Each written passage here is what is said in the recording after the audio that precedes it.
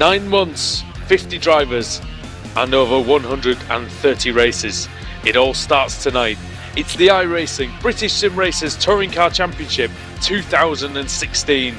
Welcome along, everybody, on iRacing Live, Apex Racing TV, and we will be televised internationally on Motors TV with Alex Simpson and Adam Bath. I'm Andrew Woodhouse, and Alex Simpson, iRacing World Championship driver. We're here at Phillip Island with 47 cars actually on the grid, raring to go. Some new faces, some old ones.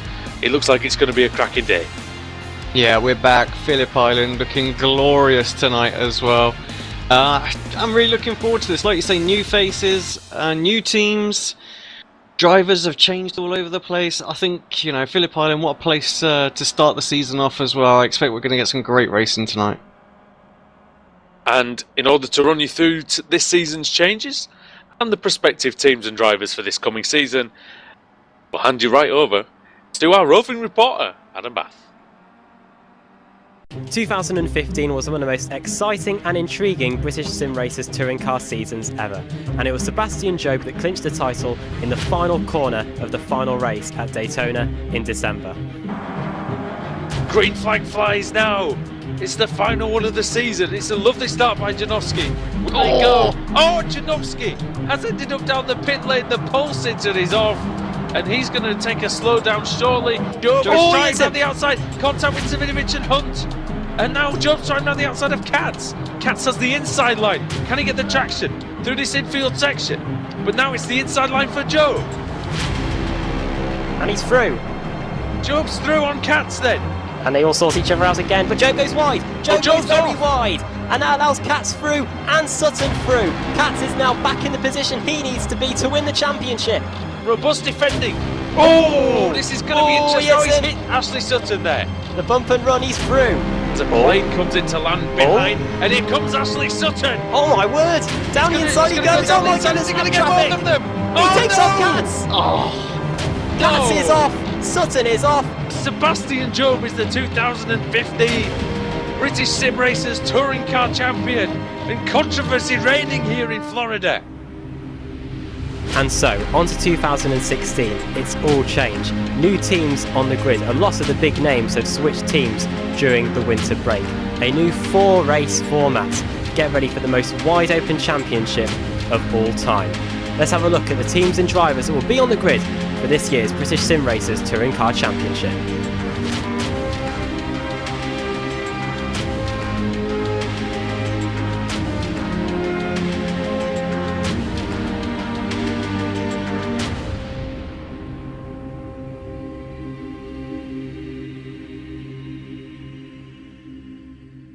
The 2015 champion is the first of the big names to have moved teams during the winter. Sebastian Job has left Apex Racing and joined Sim Racer, the team formerly known as Powermaxed and New Homes Digital. The team bolsters an extremely strong lineup this season, with NASCAR Peak Anti-Free Series champion Ray Alfalla joining the fold and returning to the team 3 seasons after taking out one of his teammates at Lime Rock Park. Alex Smolenski is back. After losing out on the title in the final corner of the last race of the season, 2015 runner-up Andreas Katz remains at Eurochip Digital this season, but is now joined by Season 6 champion Wojciech Savinovic. Rob Fagg also remains at probably the strongest team in terms of race wins. Last season, these 3 drivers took 29 race victories. CQR is back, and it's their first season in the BSR TC since Season 6. The team definitely does mean business this year, with the team recruiting 2 former champions in Jamie Rushworth and David Baker. Michael Hall adds some useful Kia experience to the team from his Champions of the Future days, and with actual British touring car racer Ashley Sutton on the reserves, race wins are almost a certainty for the reborn CQR team this season. GT Omega is now Al Faltech and is one of the only teams to retain the same lineup as the season before. Last season's team's champions retained Dan Hunt, who finished 5th in the standings last season, along with Season 3 runner-up Stelian Chekolevsky, who took his only race win in the final race meeting at Daytona. Michael Scharbach also returns after taking 1 win last season. Pete Newman Media is another team to change names during the winter break, the team now known as Simpson Racing. Pete Newman and Simon Field remain at the team and are joined by Nathaniel Simpson, who showed promise during the BSR TC Winter Series. Friction Racing are out to cause a surprise this season. Colin Cunniff achieved a race win last season at Laguna Seca, whilst Dan Kraft has joined the team from Pete Newman Media. Dylan Robinson also joins the team from Laser Tools for this season. These three drivers have been showing strong pace during the Winter Series, and I think they will definitely be up there for race wins this season. Apex Racing has entered a Pro-Am team this season after taking the driver's title with Sebastian Job last season. Jamie Fluke joins the team after shining with the New Homes Digital team last season and taking the Winter Series as well, whilst Richard Gore remains at the team after coming so close to taking the Pro-Am Championship. Nick McCarron also joins the team for this season, who will be vying for that Pro-Am Championship. Pro-Am champion John Roberts has left Engine All Direct and moved to Eclectic Motorsport, a brand new team on the grid this season. He is joined by race winner Andrew Whitehead and former BSR Kia Club Series driver Ben Hackerson, who showed during the Winter Series he was able to mix it with the drivers at the front. As well as fielding a works team, CQR also have an academy team on the grid to run for the Pro-Am Championship this season. Paul Smith, who was in contention for the Pro-Am title down to the final race meeting of the season, joins the lineup, along with Matt Bunn and debutant Liam Atkins. Alex Smolensky may have left the team, but Laser Tools still have a wealth of experience that will keep them in good stead for the Pro-Am Championship. Rob Graham and Scott Malcolm remain, and Craig Evans joins the team after running with them during the Winter Series. After coming second in the Pro Teams Championship last season, Engine All Direct have entered a team that will be vying for the Pro-Am Championship this season. Dan Blake remains at EOD after a best finish of 4th place last season, whilst Philip Johansson and Jay Wright are newcomers to the team. Finally, Bloodhound SSC are another of the brand new teams to be on the grid this season, and they too will be running for the Pro-Am Championship. Robert Plumley has joined from STEM Sim Racing and is partnered with Jack McIntyre and former New Homes Digital driver Steve Richardson. Those are your teams and drivers that will make up the grid for this season's British Sim Racers Touring Car Championship.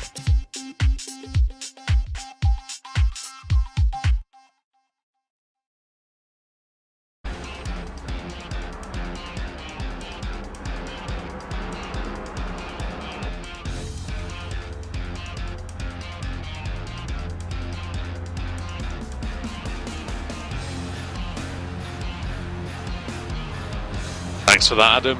And Alex Simpson joins me now again. And Alex, Sebastian Job took the title in that amazing, frantic last meeting in Daytona on the road course there in Florida. He's back again this season with a new team, Sim Racer Magazine.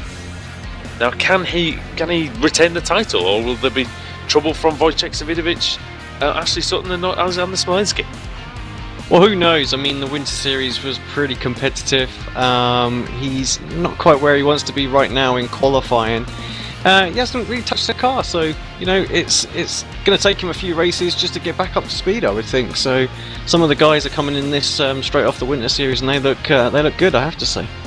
Adam, many race winners here, former champions, champions of other series as well coming in. What do you expect from this season? I expect nothing but a wonderful 9 months of racing. I think it's completely wide open this season. We've got Ray Alfala, who looks like he's doing a full season this time around driving for Sim Racer. Alfala Tech as well, very strong as well. And Friction Racing, we were looking at the times in practice, they were out to cause a surprise as well. We had Ross Balfour, one of their reserve drivers, inside the top 10. And even Richard Gore, who's in qualifying at the moment, he's up in 4th place provisionally. So wide open. I wonder if any of the iRacing changes since we've been racing at Daytona to the Kia Optima have sort of shifted the balance as well. So plenty of things to watch out for. We've got 3.5 minutes left to qualifying now.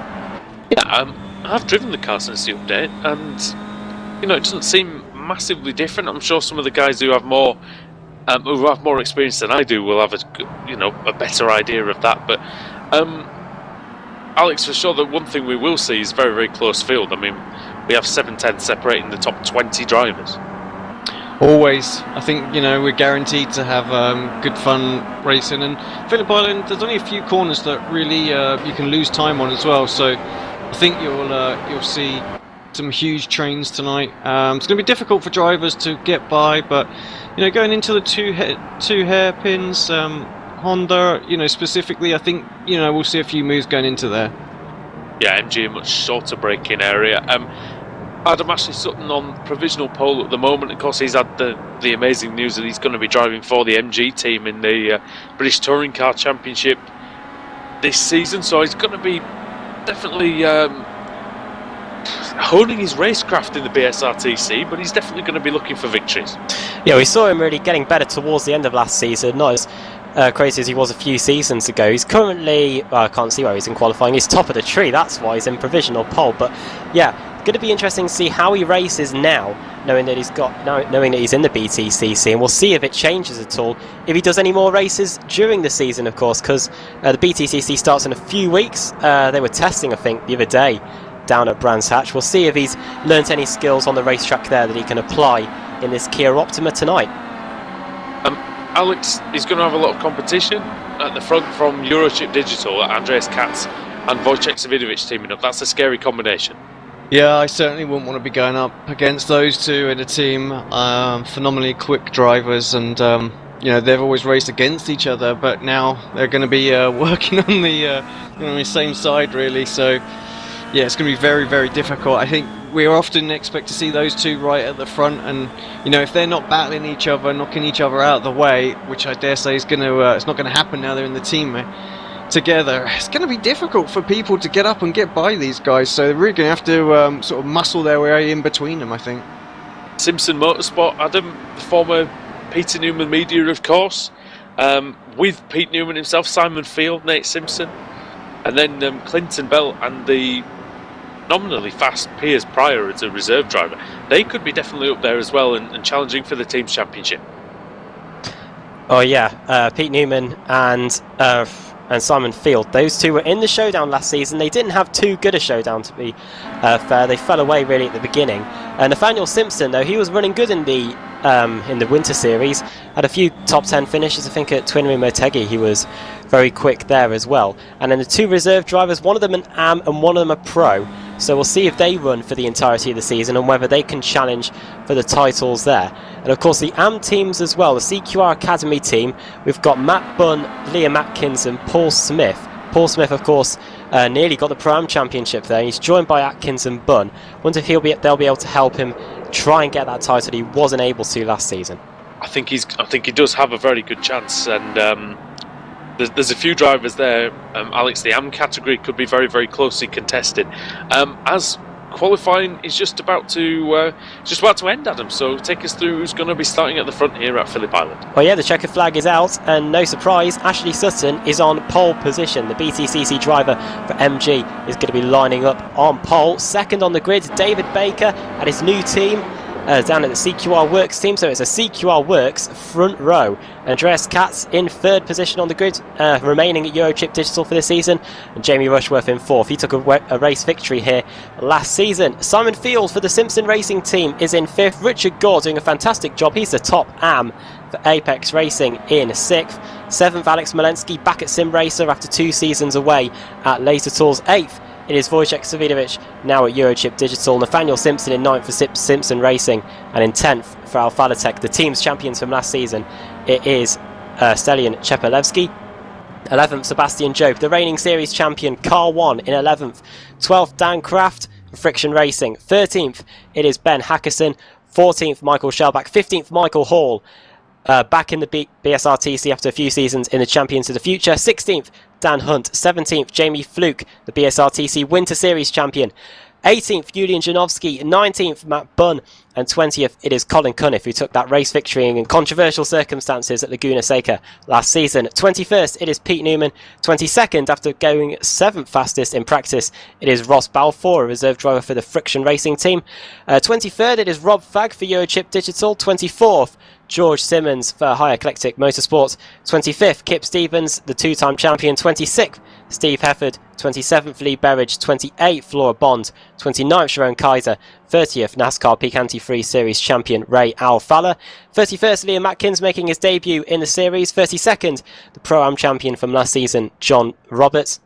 33rd, it is Jay Wright. 34th, Paul Smith. 35th, it is Stuart Atkinson. 36th, Andrew Whitehead. 37th, one of the new cars on the grid there, it is Robert Graham. 38th, Nick McCarran. 39th, it is Craig Evans. And then 40th, Steve Richardson.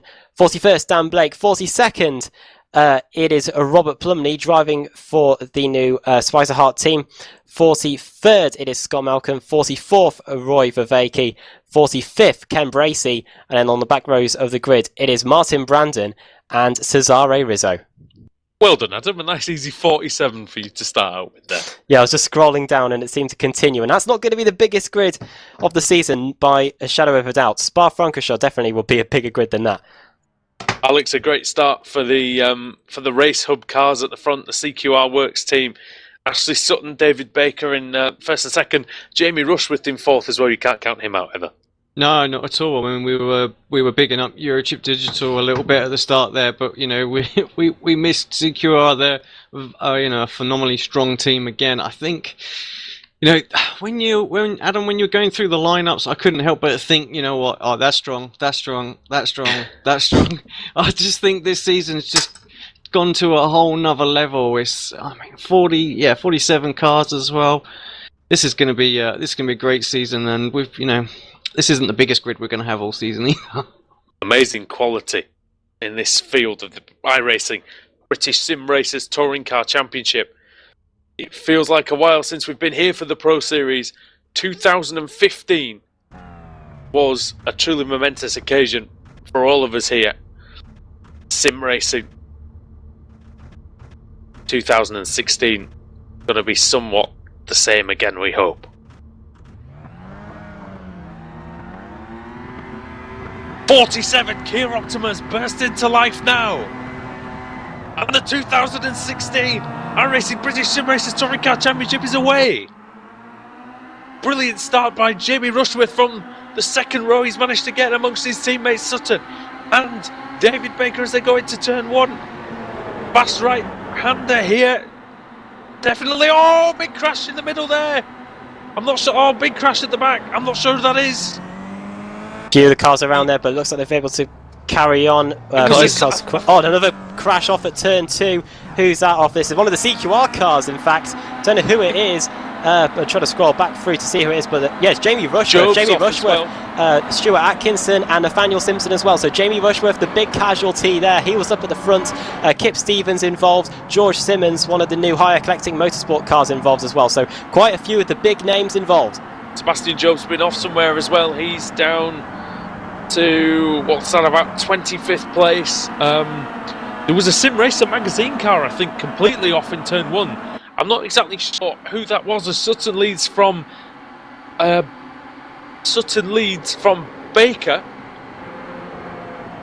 And then it's Wojciech Davidovich in third. Alex, did you manage to see, or is there a way we can get a replay of the start and see who went off in turn one?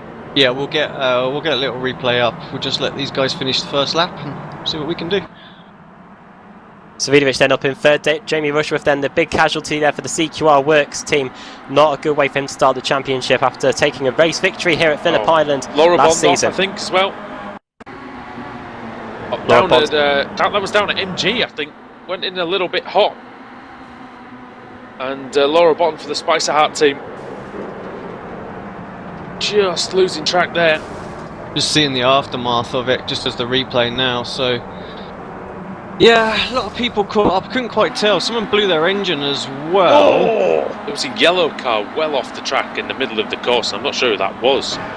Savidovic got very sideways there through turn two. Has allowed the friction racing car the Simpson racing car of Simon Field to close in, and the Alfa Tech car behind the Stelian Chepelevsky. Chepelevsky took a race victory in the final race meeting of the season back at Daytona, trying to get down the inside there. No way through as of yet.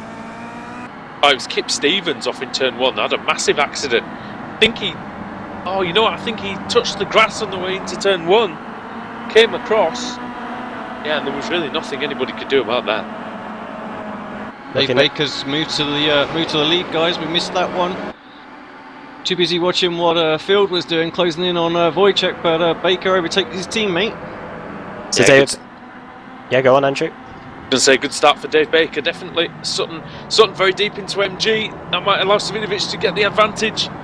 They go around the outside of this ever-opening corner.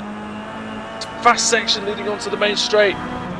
Sutton giving him room there through the final corner, but Savidovic needs to be careful. He doesn't allow Simon Field to get onto him. He slots back in behind the CQR Works car and now goes to the outside as we come across the line to try and get past Ashley Sutton. We should watch out there because, of course, there could be some photo finishes in the offing here. Down the front straight into turn one, this fantastic right-hander. And look how close this is. Savidovic needs to be careful. He doesn't go out onto the marbles and go flying off. Watch out for that in the later races today. Of course, we've got 4 races this season at a race meeting. Savidovic slots back into third place, still behind Sutton. Marbles will build up, dirt and dust and grass will be dragged up to the circuit as well. Oh, he's got a great run. Gets a little blocked, if I'm honest there. Got about as close as he dared there, Wojciech Savidovic. Into the Honda hairpin. Trying to go sideways. That's not going to work. Who's sideways? Field. Savidovic. Fields alongside and got through as well.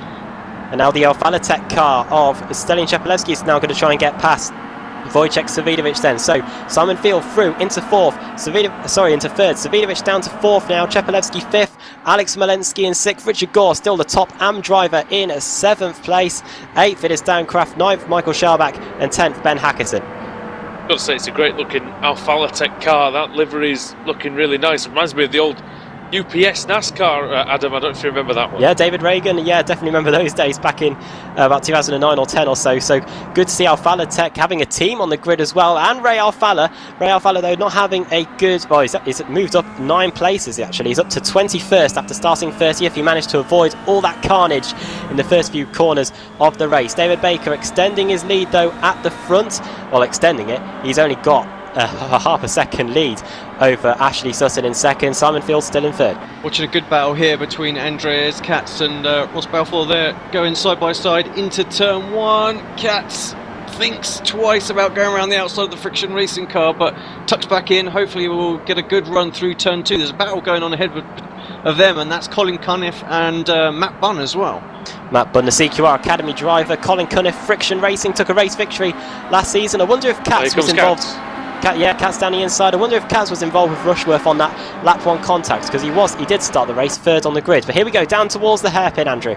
Could well have been. They raced together long enough. They usually occupy a very similar piece of track, and look at that. Andreas Katz almost takes 4 positions there, nearly down towards the left-hander to lead towards this Hayshed complex. A bit of contact there between the Friction Racing car of Ross Balfour and Andreas Katz. So Balfour definitely doing some touring car style moves, even though it's probably his first race in the BSR TC. Yeah, just behind them you've got the group with Cunniff, Pete Newman's in there, Sebastian Job is there as well. I think he's 19th. Savidovic just nudging Field. Sorry, had to cut you off there, Andrew. Just switched to him all of a sudden, just giving that Simpson car a little nerf coming out of MG, but Field holds on to it. Now he's right with him. Here we go, down the front straight. Over the line to start lap 5, halfway through this first race of the season, and he's right with Simon Field. Wojciech Savidovic, he moves to the inside line. Field will try and carry the speed, though, round the outside. Savidovic, though, goes in very deep, and, that's so close. Simon Field still there. Yes, he's got the overlap. And he's going to go back down the inside into turn 2. Great racing here between Simon Field and Wojciech Savidovic. Savidovic, the Season 6 champion, led the majority of the Pro Series last year. Just wasn't able to get it done due to 2 penalties that really hurt him in the showdown. And he's coming back now through the Stoner turn here. This flat-out left-hander and down towards the Honda corner. Honda hairpin, one of the best overtaking places. Actually on the entire course. Pete Newman and Sebastian side by side as well into Honda. Behind them they've got Katz and Hefford as well. And side by side Sim Racer and an Alphala Tech car. Nearly. That was Alex Smolensky back at Sim Racer and Stelin Chepelevsky through the Hayshed and up to the top of the hill. Lukey Heights here at Phillip Island. And behind Smolensky we've got a very feisty Dan Kraft on our hands. And Kraft, who was very good in the PSR TC Winter Series, just needs to get some consistency here in the Pro Series. Daniel Kraft has always been good, we know that. He's raced many seasons of this championship and he's won several races as well. Alex, what's it going to take for him to be able to put a title run together? Yeah, I think as we saw with the Winter Series, just you need a lot of consistency at the start of this. It's all about getting into the showdown. Once you're in the showdown, then anything can happen. So, I'd just like to see him, we got someone turned. all of a sudden dropped out. Kip Stevens with problems. I don't know where that was, but he's dropping down the timing screen. Yeah, he was near the back after that incident on lap 1. David Baker, of course, won 2 races at the last race meeting of the Winter Series, so he's definitely carrying some good form here into the first race meeting of this year. The quality of this field is phenomenal. I mean, look at the names, look at the skill. Battle for second, Andrew. Yep. Yeah, sorry about that. Sutton, Done field wide. going wide and almost rejoining into the side of Wojciech Savidovic. And Savidovic isn't giving up around the outside of the hairpin. There's some grip out there, it looks like, and he's still with the Simpson racing car as we head into the hay shed here. Can Savidovic go down the inside and get the position back and get that podium position back? Podium positions are crucial, of course. They are the points that matter when it comes to the showdown. And Savidovic nice. is through, but is he going to go wide? It was nice work by Savidovic. I thought he was just going to brake early enough and take a tighter line in, cover the line, but he got a bit out of shape, and that's allowed Simon Field to just have an inkling of an opportunity there. Great racing in this first race, Alex. Yeah, absolutely. I'm just going to jump back a little bit as well. It must be side by side. I think that's Paul Smith just taking John Roberts as well. The reason I jumped back, of course, those two fighting for the AM category so hard last season, and they're at it again. Rob Plumley in there as well, who he's always going to be in and around the AM category, and Robert Graham as well. It's a great AM category battle. And also Jay Wright is in front of them, who's an AM, and Nick McCarran for Apex Racing Academy with Andrew Whitehead. So in fact a lot of AM drivers in that gaggle. Who's the leading amateur at the moment? Richard Gore, I think. 8th place. Is he still an AM, is he? Yeah, he's still How's an he AM. pulled that one? I'm sure the he's up organising in was. Yeah, he's up in 8. There he is. He's managed to get away with that, I think. But the man who was very, very close to winning the AM category last year, he's got a great chance of winning it this time. Let's see who the AM drivers are. Paul Smith, Liam Atkins, Richard Gore, Nick McCarran, Dan Blake, Jay Wright, Robert Graham, Scott Malcolm, Craig Evans, Roy Verke, Robert Plumley, Steve Richardson, Laura Bond, Cesare Rizzo, Andrew Whitehead and John Roberts, and Clinton Bell as well. So there's some good names in there. The people who've won races before, Adam, in that group. Andrew Whitehead, Paul Smith, for instance. Yeah, and Robert Plumley as well. They won.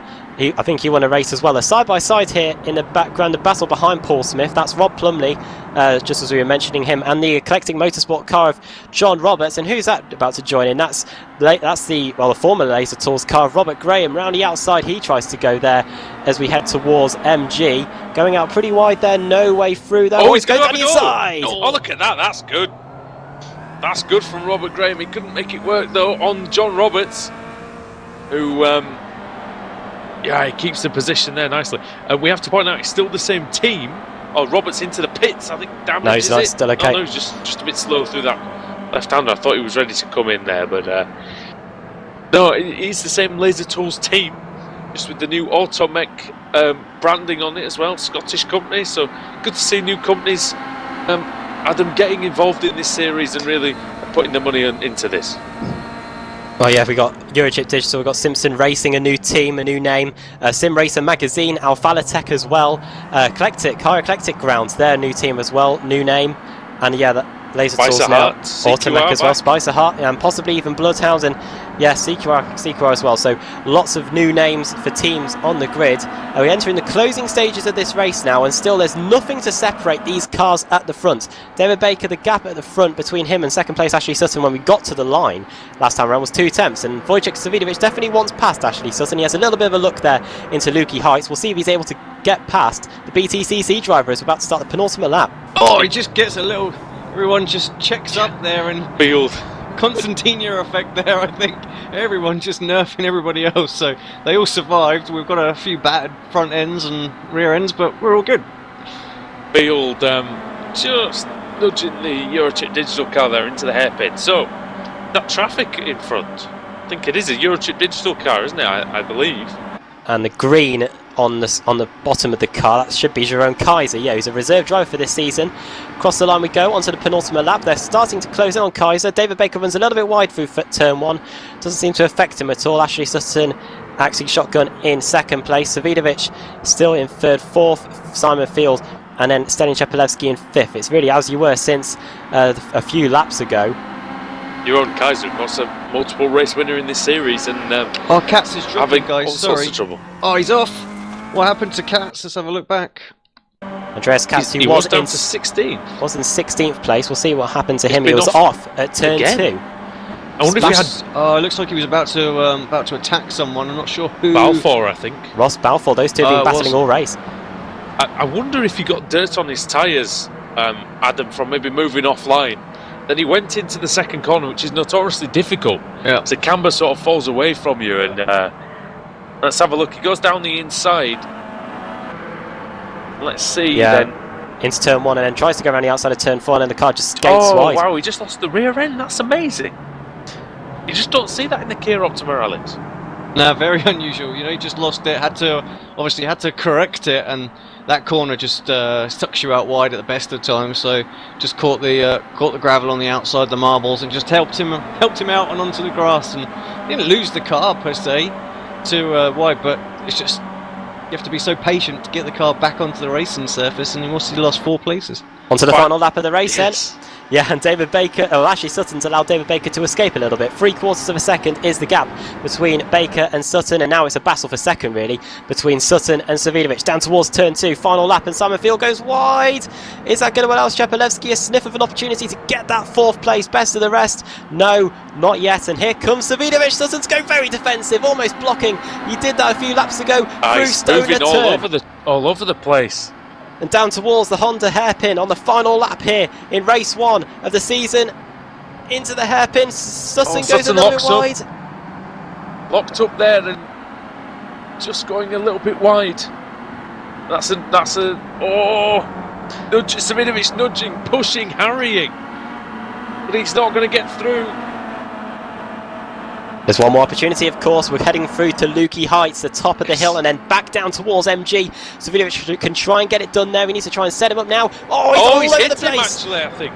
Locked the rears, I think, as well, and that's going to allow Simon Field Sutton all over the place still. He was very slow through Lukey Heights, slowing everyone up down towards the hairpin. And now we've got 2 corners to go. And coming through then to win the first race of season 1 of 2016 is the season 6 champion. Season 7 champion David Baker going to come through and take the victory in round 1 of the iRacing British Sim Racers Touring Car Championship. And over the line it is Sutton from Savidovic, Field, Shepelevsky, Kraft and Smolensky. I think Smolensky got Michael Shellback on the line, Adam. Smolensky did get Shellback on the line by just over 1/10. So, yeah, Smolensky for Sim Racer up in 7th place, and to be fair, I wasn't expecting Sim Racer to finish that low down inside the top 10 in the first race meeting of the season. Great race though for CQR Factory, a 1-2. It was a 1-2 in qualifying, but it was the other way around in the race. David Baker finishing ahead of Ashley Sutton. Yeah, Baker and Sutton in those Race Hub sponsored cars. Ahead of, and then it was Savidovic for Eurochip, Simon Field for Simpson, Shepelevsky for Alphalatech, Kraft for Friction Racing, Alexander Smolensky for Sim Racer Magazine, Michael Shellback for Alphalatech, Richard Gore for Apex Racing Academy, and Daniel Hunt for Sim Racer as well. So a very even mix, Alex, of drivers and teams in the top 10. I think that's a good sign for us. You know, that's exactly what we wanted to see. And yeah, the reverse grid's gonna shake it up a little bit. I'm looking forward to that. Ben Hackerson was 11th, ahead of Yulin Janowski, then Jamie Fluke. Sebastian Job was 14th after going off the road on the first lap. Ross Balfour moved up to 15th, showing that pace from practice. Matt Bunn, a good sort of second debut in this series in 16th. Colin Cunningham was 17th for Friction Racing, ahead of Steve Hefford for Sim Racer Magazine. Pete Newman was in 19th, ahead of Andreas Katz. Robert Fagg's first race for you, with the new look Eurochip digital team, saw him finished in 21st place. Lee Berridge in 22nd for Engine Oil Direct, with Liam Atkins in 23rd. Nick McCarran 24th, ahead of Andrew Whitehead. 26th for Jay Wright, 27th for Ray Alfalo from 30th on the grid. Paul Smith in 28th. Robert Plumley followed him in 29th. 30th for Robert Graham. John Roberts, 31st. 32nd, Laura Bond. 33rd, Roy Ververke. Cesare Rizzo in 34th. Scott Malcolm, 35th. Craig McLeod Evans, 36th. Ken Bracey, 37th. Martin Brandon, 38th. Michael Hall, 39th. Jeroen Kaiser in 40th will score points. And then we lost Dan Blake, Kip Stevens, Steve Richardson, Jamie Rushworth, Nathaniel Simpson, George Simmons, and Stuart Atkinson. And Adam, 40 finishes. Pretty good. Yeah, 40 finishes. So, yeah, great way to start the season. And of course, if you finish one lap down, you still classify and get some points. So Jeroen Kaiser gets that. Well, unfortunately for Kip Stevens and Jamie Rushworth, those two names that we usually see at the front, they will be getting a 0. And Nathaniel Simpson started 9th as well, so he got a 0 as well. It all really went wrong on that first lap for those guys. And yeah, they're on the back foot really from the word go. They need to get some more points on the board in the second, third and fourth races here tonight. And of course, that is new for this season. We trialled it in the Winter Series. We will have 4 races at a race meeting. Alex, just to bring you in again just before we get the reverse grid to play. It was one of those races, wasn't it? It was quite difficult to overtake out there, and it's going to be even more difficult for a lot of those guys who are now going to be starting in the 40s.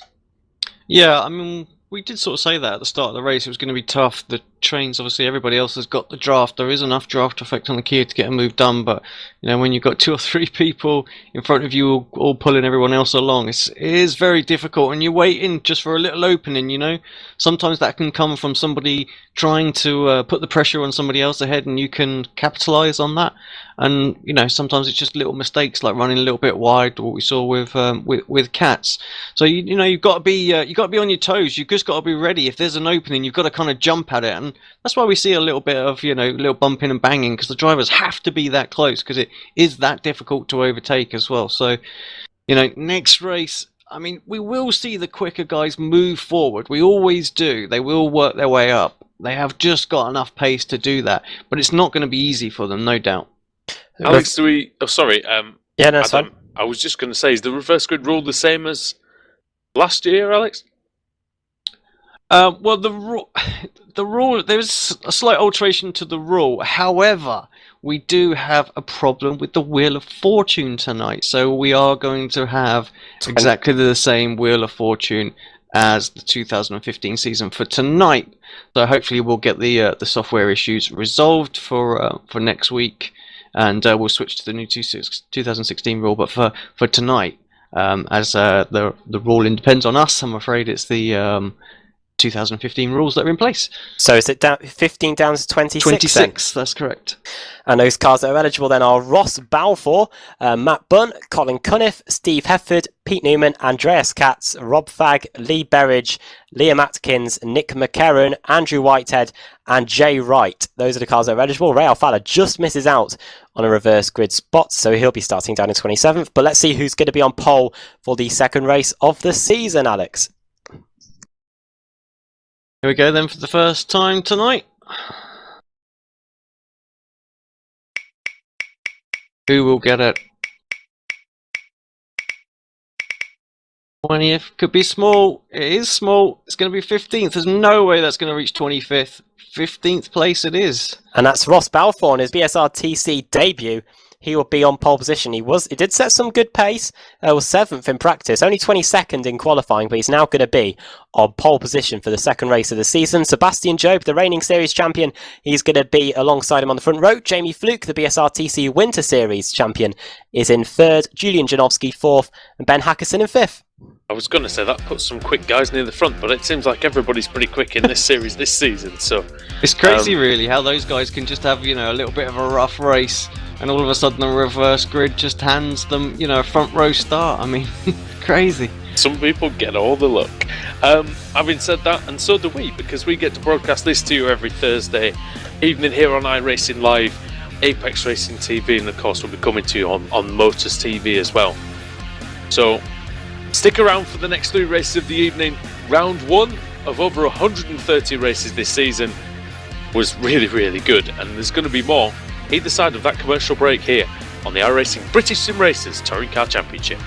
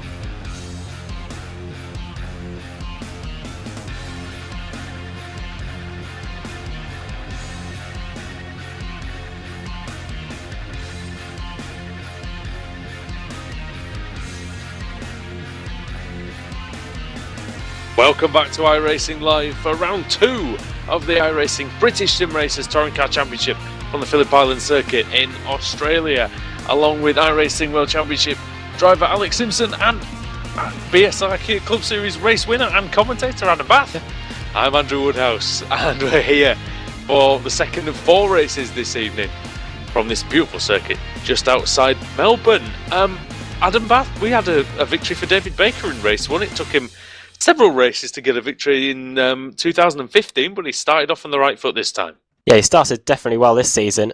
Took a race victory in Season 7, which propelled him to the championship there. We'll see if he's able to do it this time around. Helps a bit by Ashley Sutton.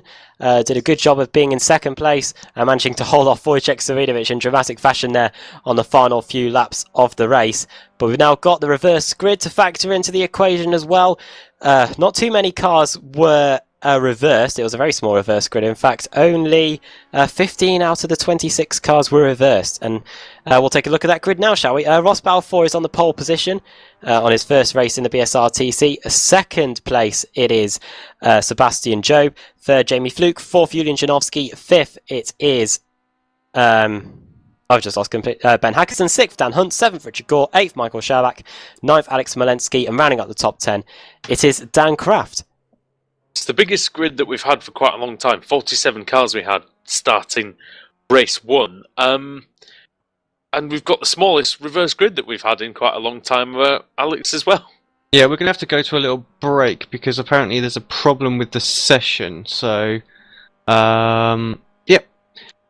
There's that. Give us a sec, guys. We'll just go quickly back to a commercial and then we will jump into the other session.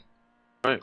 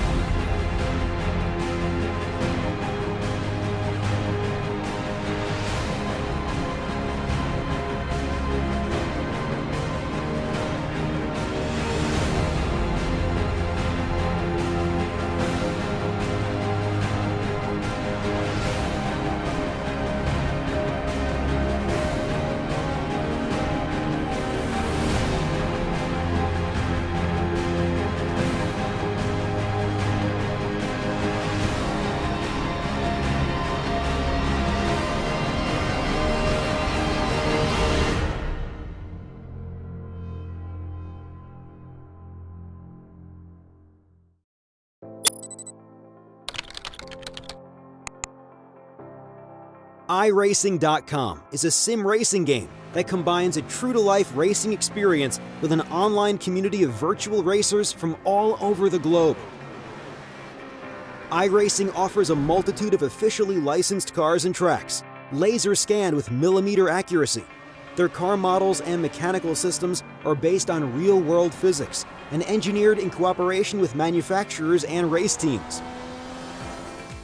iRacing's web-based interface allows members to compare stats and test drive any combination of car and track instantly.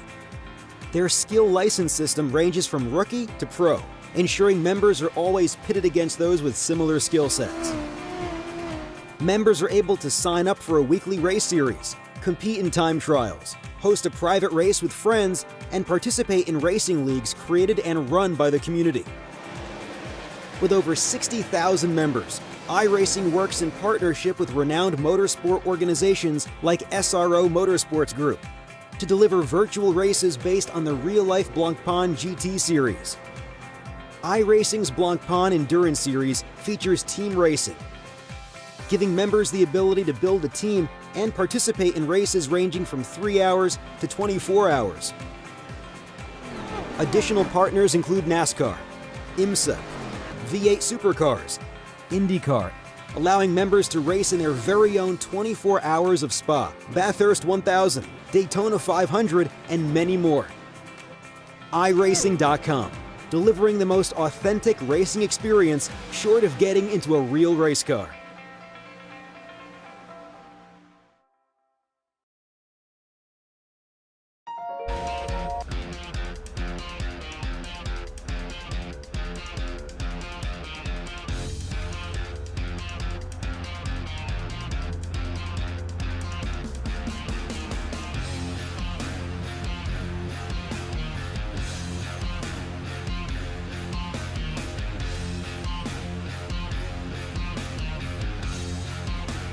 Welcome back to iRacing Live, Motors TV and Apex Racing TV for this round 2 of the 2016 iRacing British Sim Racers Touring Car Championship from the Phillip Island circuit in Australia, along with iRacing World Championship driver Alex Simpson and BSR Club Series race winner Adam Bath.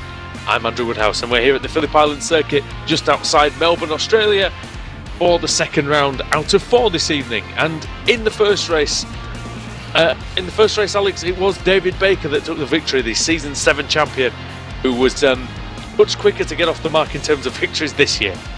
Oh yeah, exactly. I mean, it's like a bus, isn't it, for Baker? He, didn't win hardly anything, and then when you consider the final round as well at Motegi, all of a sudden it's all come at once. So, but yeah, delighted for him. Hopefully that's a sign of things to come, because I'd definitely like to see him in and around that top spot throughout the season. Such a great driver, fair, honest driver as well, so deserves to get some good results.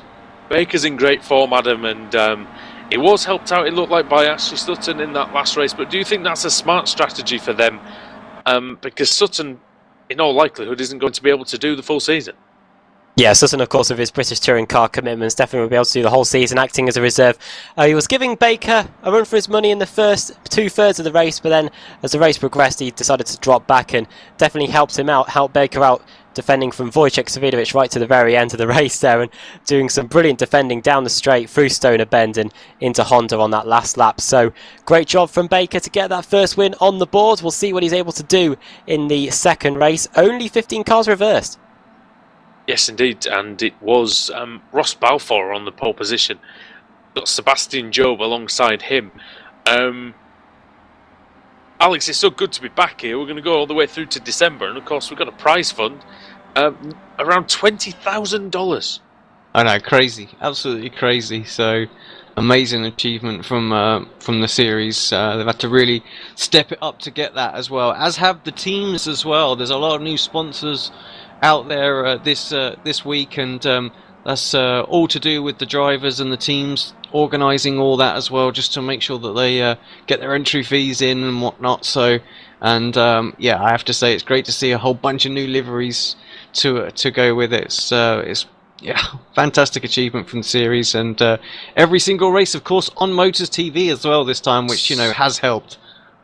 Of course, the Winter Series currently on as well, so haven't caught us yet. Tuesday evenings, about 6:20 p.m. UK time.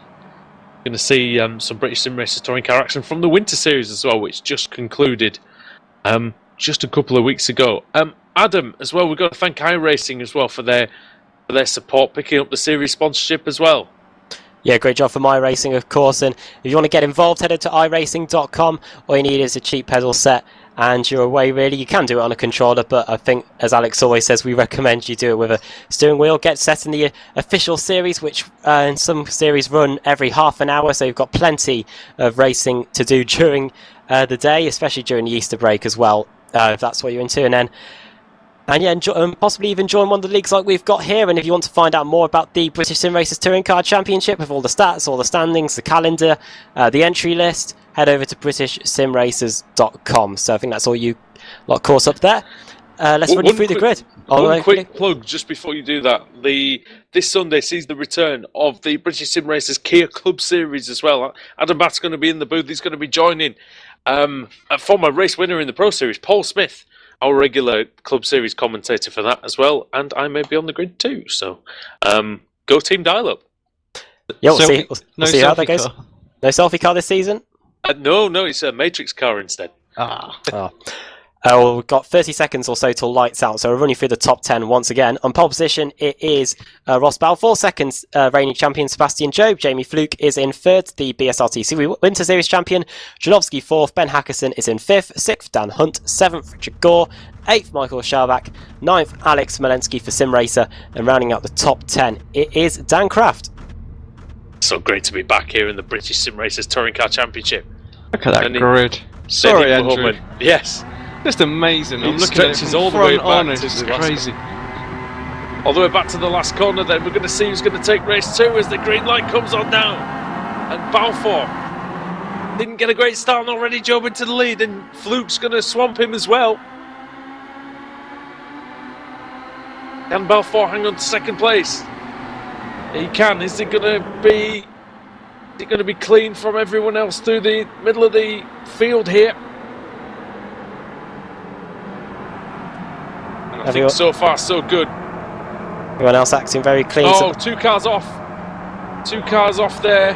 So Jay Wright and someone else. It's one of the eclectic cars on the inside as well. The Spicer Heart car and an engine all direct car. Jay Wright, Robert Plumley off, and John Roberts was the other one. Oh, there's some contact in the hairpin. Yeah, and it's one of the friction racing cars off. I don't know who Dan it was. Kraft. Dan Kraft had a good Richard race. Gore is off as well. Richard Gore is the top Pro-Am driver. Oh, that Alfala Tech car. Sorry, that wasn't Ray Alfala. One of the cars that he's sponsoring this season. That Chepilevsky, I'm not sure. I'm sorry, guys. We're going to have to take just a few seconds to identify a lot of these cars this season. Oh, They've all changed so much, haven't they? It's like Who's even got from the the blue? Winter Series as well. who's got the blue Alfala Tech? The Alfala Tech car with the blue trim on it. It's going to be hard for me to look. I'll just quickly go back and check. But yeah, Sebastian Jobe continues to lead. Quite a few cars involved then in carnage on the opening lap. We'll see who they are, of course, when we get back to the line. And Sebastian Jobe just grimly holding on from second place car Ross Balfour. Oh, here we go. Jamie Down the Fluke. front straight. Jamie Fluke, the Winter Series champion. Oh, yes. Wow. Oh, is he going to hold it? No, into. Oh, wow. How did he not obliterate Sebastian Jobe there, Alex? I don't know, but that's amazing driving as well. Winter On his Series mid champion, stick. of course. And Jobe trying to unsettle Balfour. Jobe's gone from first to third here. And Balfour now in second place down towards the Stoner Bend. The long sweeping left-hander. Balfour around the outside. Sebastian Jobe on the inside. Who's going to have the most bottle here? It is both of them, really. They were both right at it. And look at Balfour down the inside of him. And he hits him. He hits Jamie Fluke. And he forces his way through. And Fluke now drops down to second, down to third, and possibly even down to fourth place. So Balfour, typical touring car style move there. He's now into the lead. That's called making your mark in the first. Oh! And off goes the higher collecting motorsport car. Hackerson, is it? Hackerson, he's back on in the middle of the hay shed. Oh, he he hits the almost Eurochip digital car there It's of Andreas Katz. Savidovic. Savidovic, sorry, yes. And now the two Katz Alfala being car. the only Eurochip digital car. And now the two Alfala Tech cars going at it, and a bit of contact there with the Oh, Janowski off. One of the Race Hub cars. Don't know who it was there. Green trim on the No car. idea. It is Back on. Ashley Sutton. Oh, Sutton going over. Second place in race one, and he had Simpson car off as well down at Newman. MG. Oh, look out, Ashley. And Oh, no. Pete Newman. What else is going on? Did anybody see that? Nope. Alex, please see that. Yeah. Down the front straight there. It's Oh, crash at the final corner. Car's off into the tyre barrier. Don't know who it is. Whitehead. Andrew Whitehead, the higher It's all eclectic happening. motorsport car. It's all happening here. Yes, indeed, in the second race. And look at that. All those gaggle of cars down the front straight. How are they going to source each other out here? There's a CQR Goodness Academy me. car. That's Liam Atkins. Laura Bond battling away with Craig wow. Evans. Down towards turn 2. Laura Bond just going to keep it on. Bond on the grass. And she's going to have dirt on the tyres. Coming by through side the again. left-hander. Down towards the Honda hairpin then. What's that, Alex? Side by side for P2 again. In Balfour towards and Fluke. Danny inside they go. Jobe's into the lead, is he? No Yes. shenanigans this time. Oh, that's a crazy battle behind as well. There's two. It's so We- open here. We said they're a bit cagey the last race. You're right, they were. They've released it now. Just absolutely gone for it in this race. We've seen it all in just 2 laps, I think. So 47 cars at the start of this British Sim Racers Touring Car Championship. And I tell you what, Alfala and Gore side by side as well. Gore gets the position. Balfour trying to get back past Sebastian Job. He's lining up the reigning series champion through MG. how did Job get through again on those two guys? Because Turn 2. Down didn't into see turn 2 it, then. but yeah. Let's see what happens then. Through the final corner, we'll see the run that Balfour's able to get.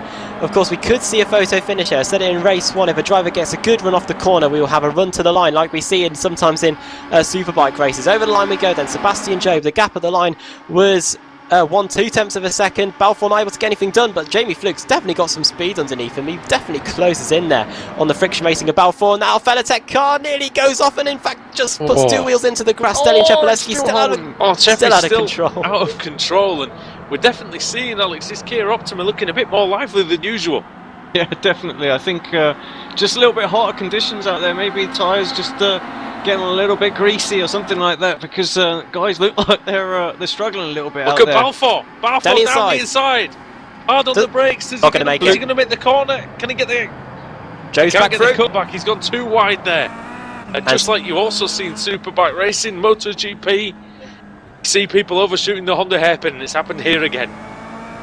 Credit to Balfour for trying there, and now he's got third place driver Stelly Chepelewski for company, and Sim Racer, Sebastian Job's Sim Racer teammate Alex Smolensky is trying to join the fold as well. Here we go then, up to the Lukey Heights on lap 4, not even halfway through this second race of the evening, yeah, and so much action, in the BSR TC. Oh, Chepelewski had to get on the brakes there to try and stop running into the back of Balfour, down to the MG hairpin. We'll see if Balfour's able to set up Sebastian Job again. He got a good run there through MG. We'll see if he can set him up coming across the line.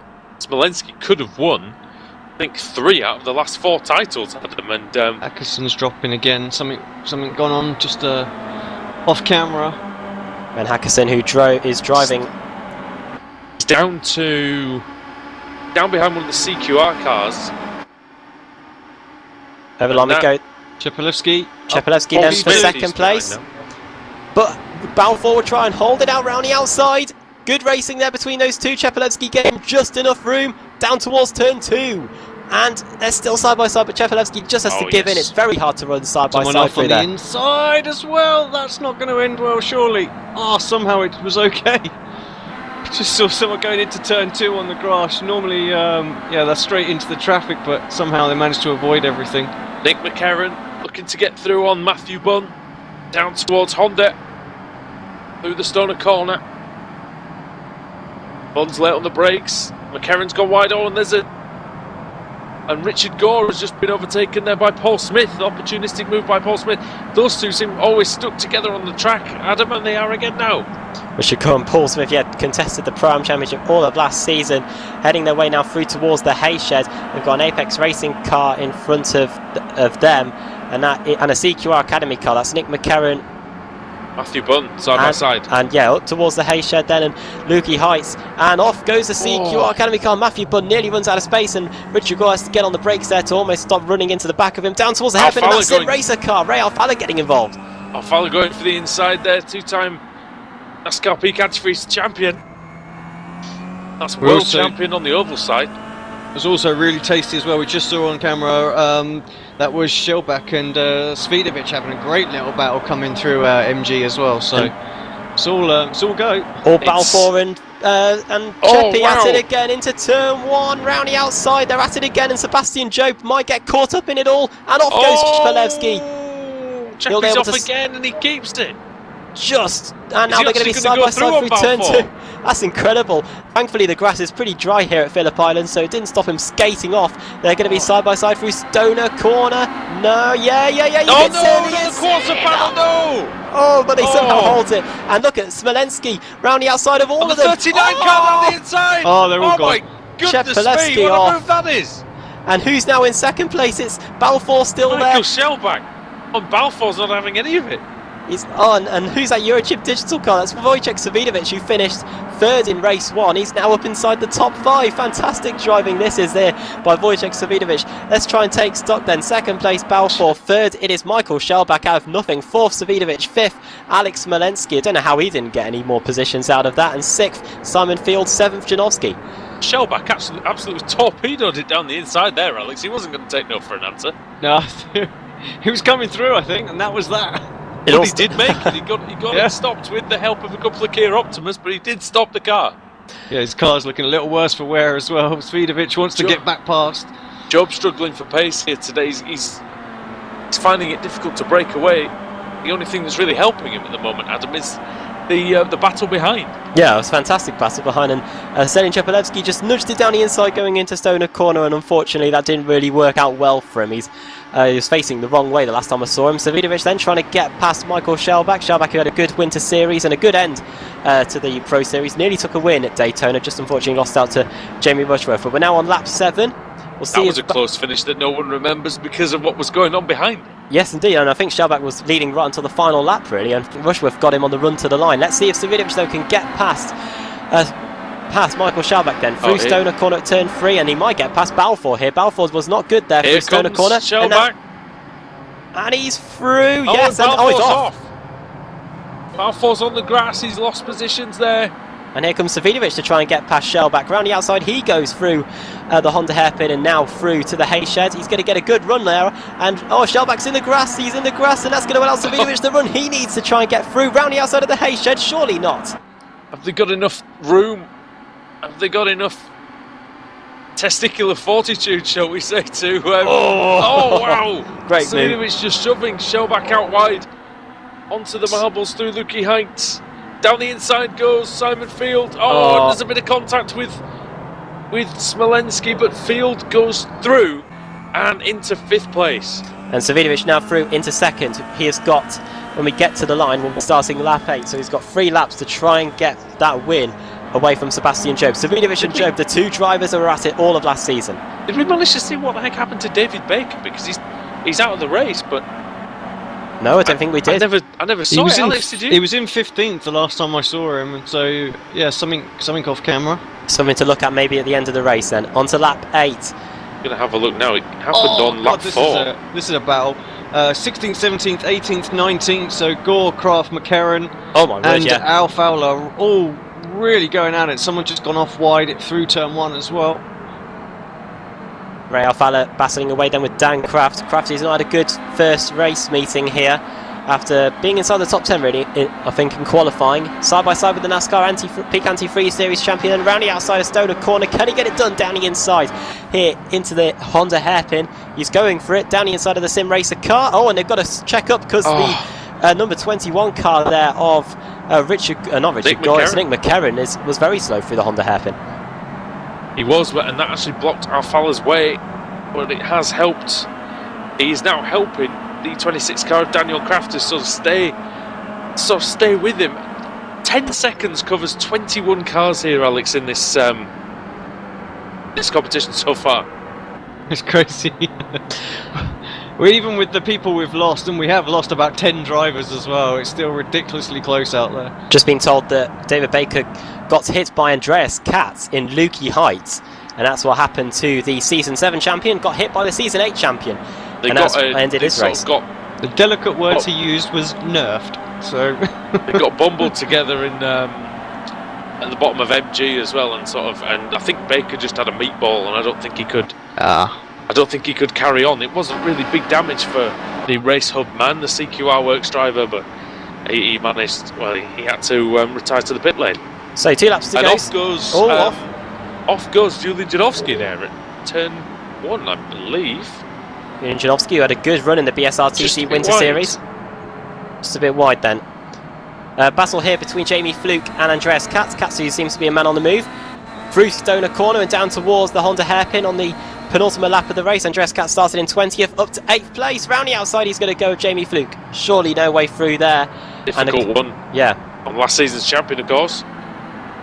Won the BSRTC Winter Series versus the Season 8 champion, who lost out on the title in the Pro Series last year in the final corner of the race whilst battling away with Sebastian Job and Ashley Sutton. So I'm sure he'll be eager to try and add to his 2 titles already.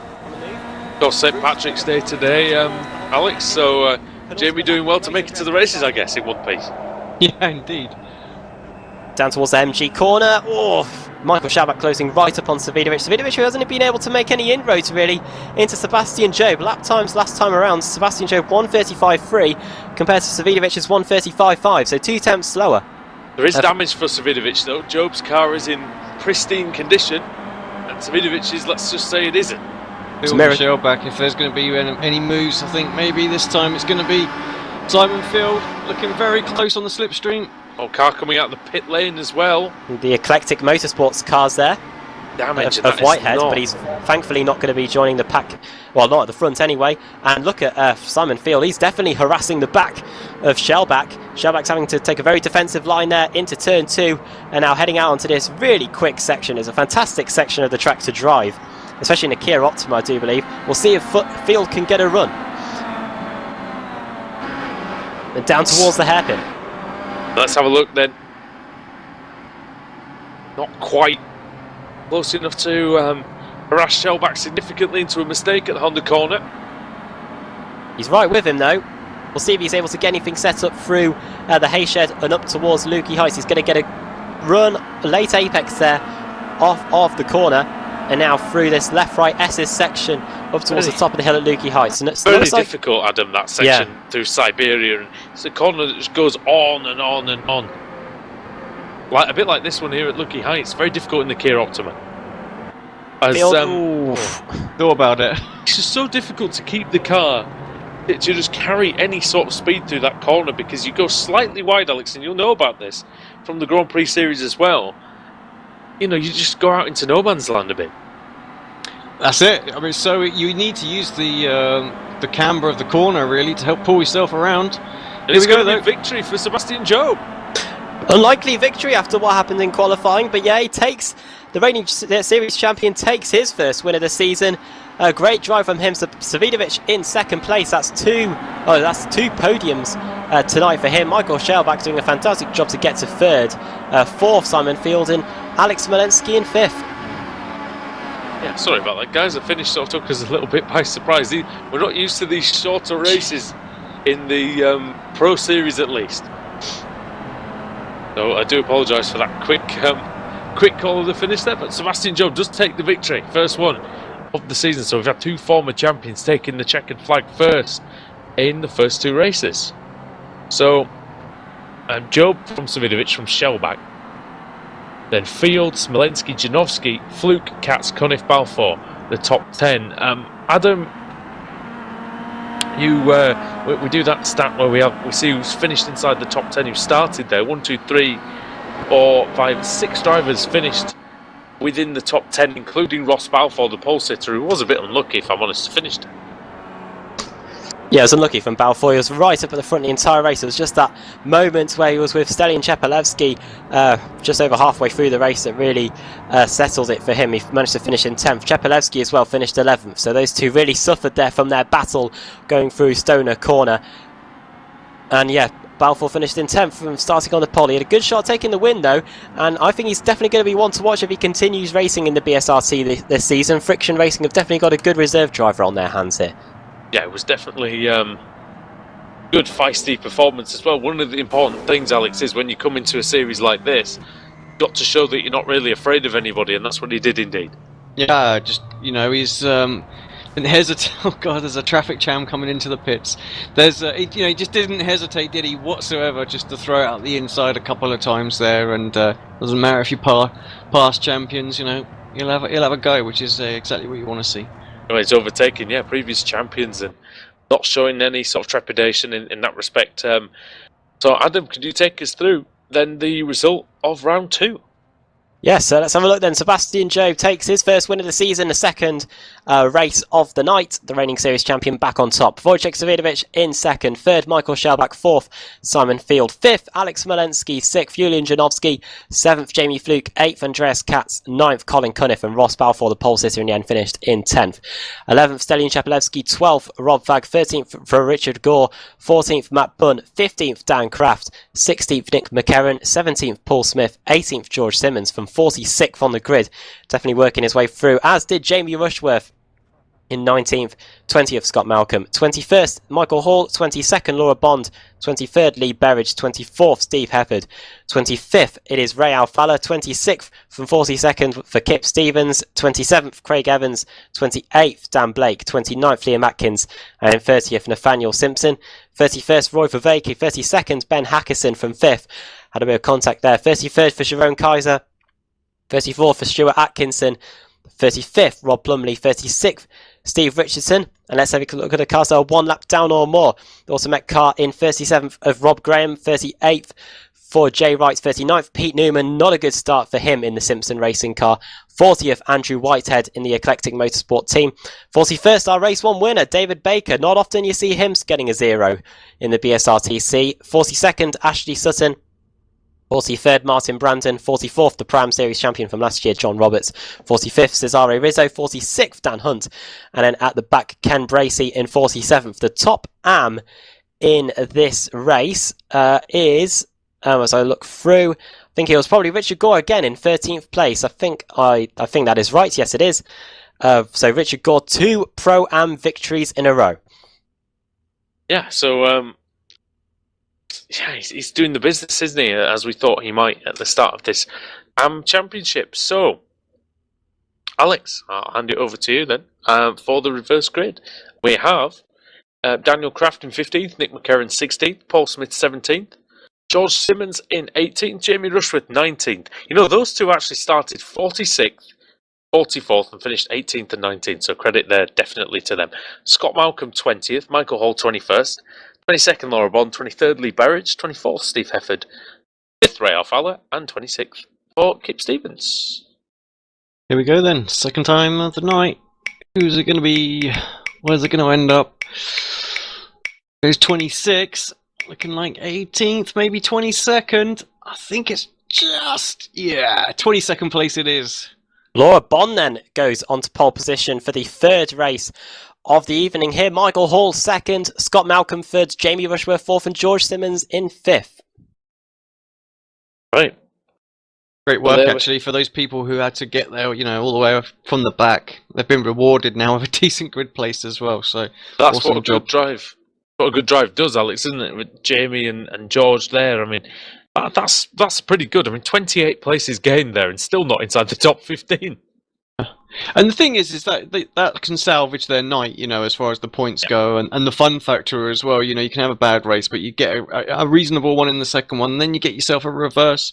You reverse towards the front on the third one, so you've got everything to race for, still a chance to pick up a victory. So you have to love that.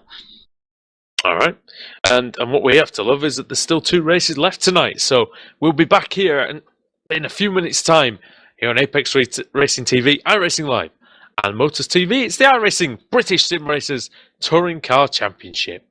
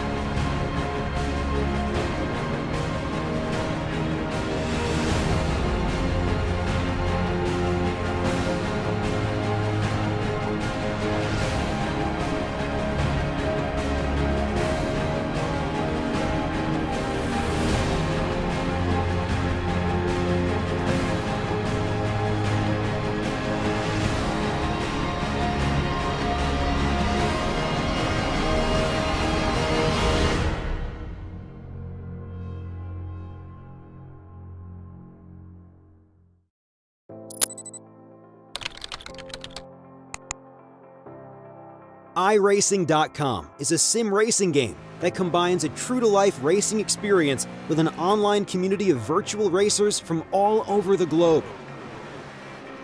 iRacing offers a multitude of officially licensed cars and tracks, laser scanned with millimeter accuracy, Their car models and mechanical systems are based on real-world physics and engineered in cooperation with manufacturers and race teams.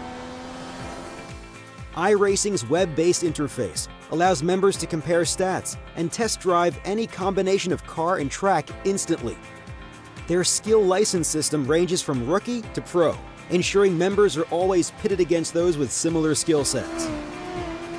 Members are able to sign up for a weekly race series, compete in time trials, host a private race with friends, and participate in racing leagues created and run by the community.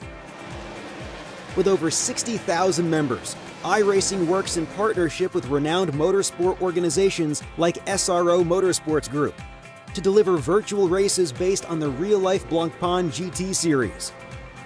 iRacing's Blancpain Endurance Series features team racing, giving members the ability to build a team and participate in races ranging from 3 hours to 24 hours. Additional partners include NASCAR, IMSA, V8 Supercars, IndyCar, allowing members to race in their very own 24 hours of Spa, Bathurst 1000, Daytona 500, and many more. iRacing.com, delivering the most authentic racing experience short of getting into a real race car.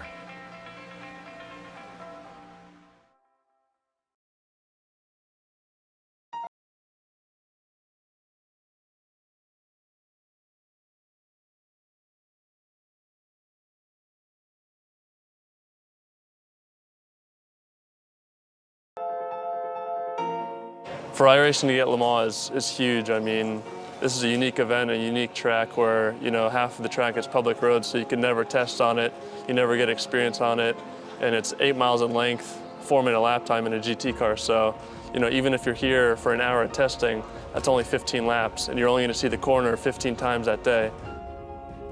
The first section going through the Dunlop area is pretty unique. It's got elevation change and off camber.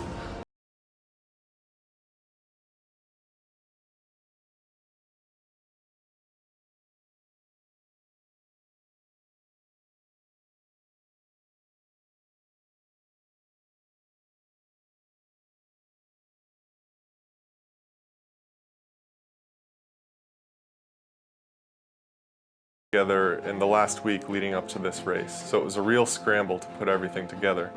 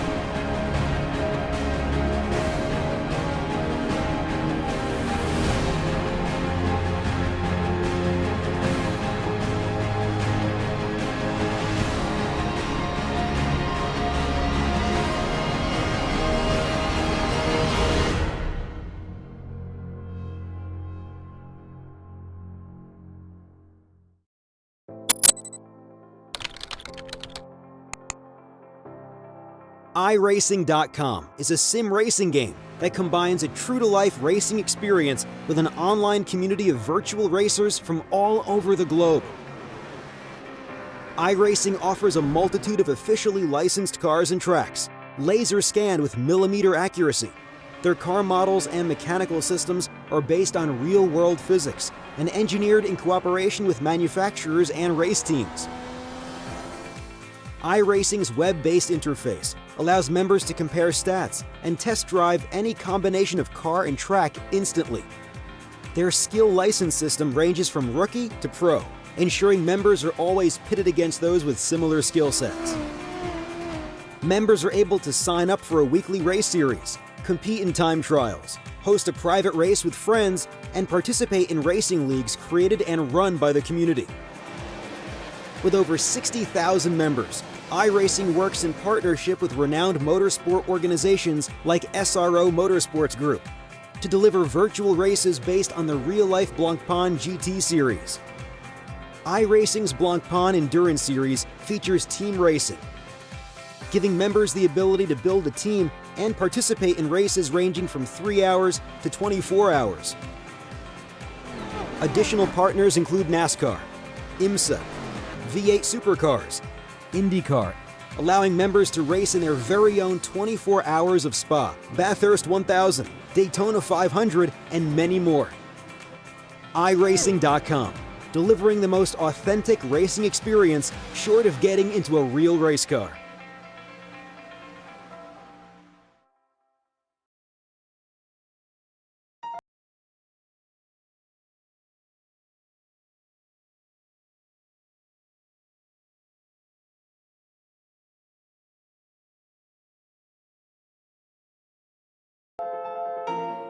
For iRacing to get Le Mans is huge. I mean, this is a unique event, a unique track where, half of the track is public road, so you can never test on it, you never get experience on it, and it's 8 miles in length, 4-minute lap time in a GT car. So, even if you're here for an hour of testing, that's only 15 laps, and you're only going to see the corner 15 times that day.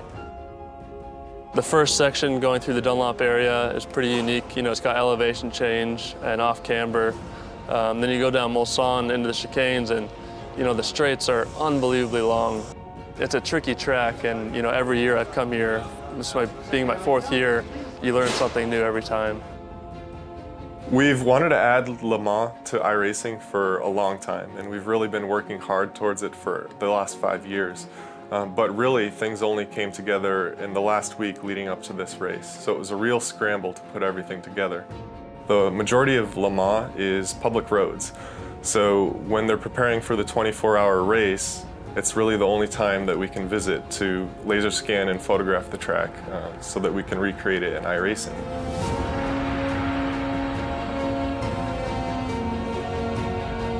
We work closely with the ACO to get essentially exclusive access to the facility and everything that we needed to get the laser scanning and photographic reference that we need to create the track.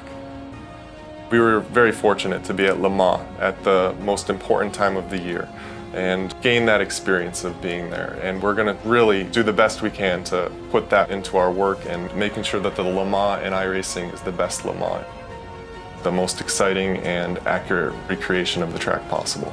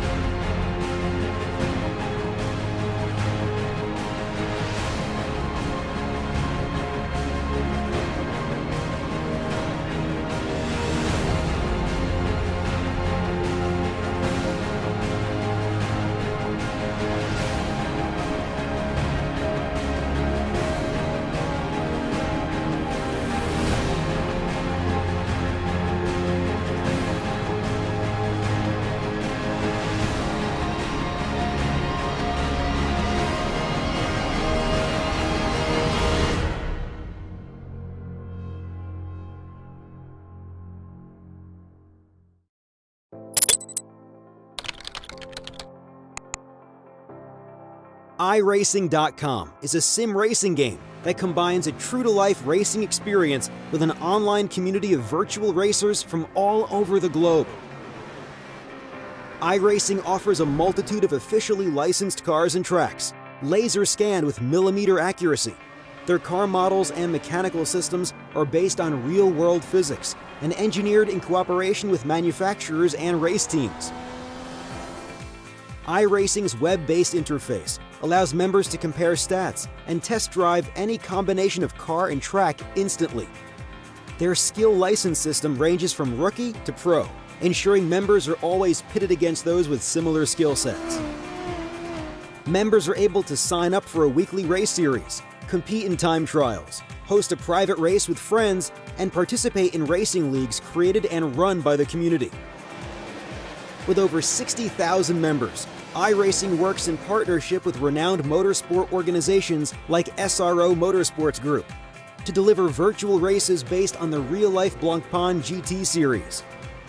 iRacing's Blancpain Endurance Series features team racing, giving members the ability to build a team and participate in races ranging from 3 hours to 24 hours.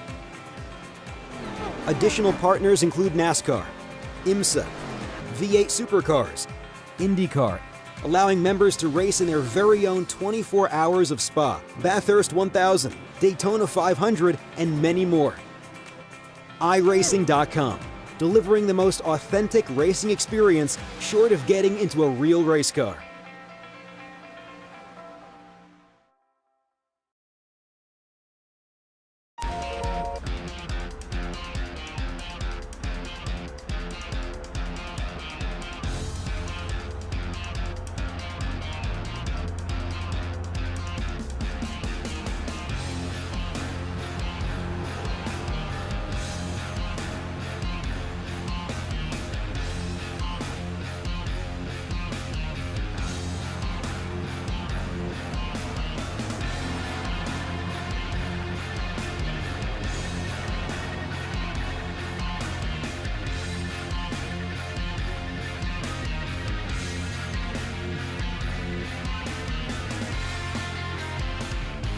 After a short delay, we're back here for round 3 of the evening from Phillip Island in the iRacing British Sim Racers Touring Car Championship, live on Apex Racing TV, Motors TV and iRacing Live. Andrew Woodhouse, Alex Simpson and Adam Bath. And Adam, we've had 2 great races here tonight already, and Phillip Island circuit, it was a cagey first affair as you said, but then the second one, well, everything really ramped up quite a lot. Yeah, things were definitely kicking off in that race, and we had a great battle at the front of the pack, especially between Chepelevsky and Ross Balfour, especially going through Stoner Corner. So we saw some great racing there, and we got a good grid for the 3rd race, so we should see more great racing as Rob Fagg goes off. Hasn't had a good first race meeting of the season, has Rob Fagg. We've got just under 2 minutes to go for the start of the 3rd race of the evening, so let's take a look at the starting lineup then. As I get the grid up, sorry. On the pole position then for the 3rd race of the evening. Sorry, what's going on here? Dear me. And it was 22 cars reversed. There we go, I've got my bearings back, and it was Laura Bond on pole position, Michael Hall 2nd, Scott Malcolm in 3rd, 4th Jamie Rushworth, and 5th George Simmons. 6th it is Paul Smith, 7th Nick McCarran, 8th Dan Kraft, 9th Matt Bunn, and 10th Richard Gore. 11th is Rob Fagg, 12th Stelian Chepelevsky, 13th it is Ross Balfour, 14th Colin Cunniff, 15th Andreas Katz, 16th Jamie Fluke, 17th Julian Janowski, 18th Alex Malensky, 19th Simon Field, 20th Michael Schalbach, 21st Wojciech Savidovic, 22nd Race 2 winner Sebastian Job, 23rd Lee Berridge, 24th Steve Hefford, 25th Ray Alfala, 26th Kip Stevens, 27th Craig Evans, 28th Dan Blake, 29th Liam Atkins, 30th Nathaniel Simpson, 31st Roy Vervaeke, 32nd Ben Hackison, 33rd Jerome Kaiser, 34th Stuart Atkinson, 35th Rob Plumley, 36th Steve Richardson, 37th Rob Graham, 38th Jay Wright, 39th Pete Newman, 40th Andrew Whitehead, 41st Race 1 winner David Baker, 42nd Ashley Sutton, 43rd Martin Brandon, 44th John Roberts, 45th Cesare Rizzo, 46th Dan Hunt, and starting at the back 47th Ken Bracey.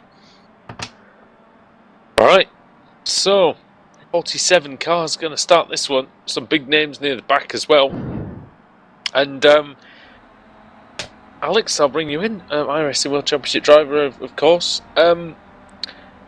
Michael Hall is going to be starting on the front row, and he's not shown really the pace that we know he's capable of so far today. I'm sure he's going to be able to improve because he's a very fine driver. A very quick driver. If I'm not mistaken, he won one of the other Kia series that we covered for a while back. Yeah, he's quick. I'm surprised that he struggled a little bit today. Maybe just not had enough time to put the practice in. So his third race of the night, so he's definitely put some laps in tonight. So yeah, we'll see how he goes on this one. He's definitely capable of taking it from here. If I'm honest, I don't want to curse him too much, but he's very quick. So it'll be interesting to see how he gets on. This is a good chance for him, isn't it, Adam? But he's going to have to watch, especially for the hard-charging Jamie Rushworth and George Simmons, who came through the field together to great effect and getting nearly 30 places each. Who's this? Sorry? Rushworth and Simmons. Yeah, Jamie Rushworth, yeah. He's going to have to be working his way through. Of course, he didn't have a good first race, but yeah, he'll be starting in fourth.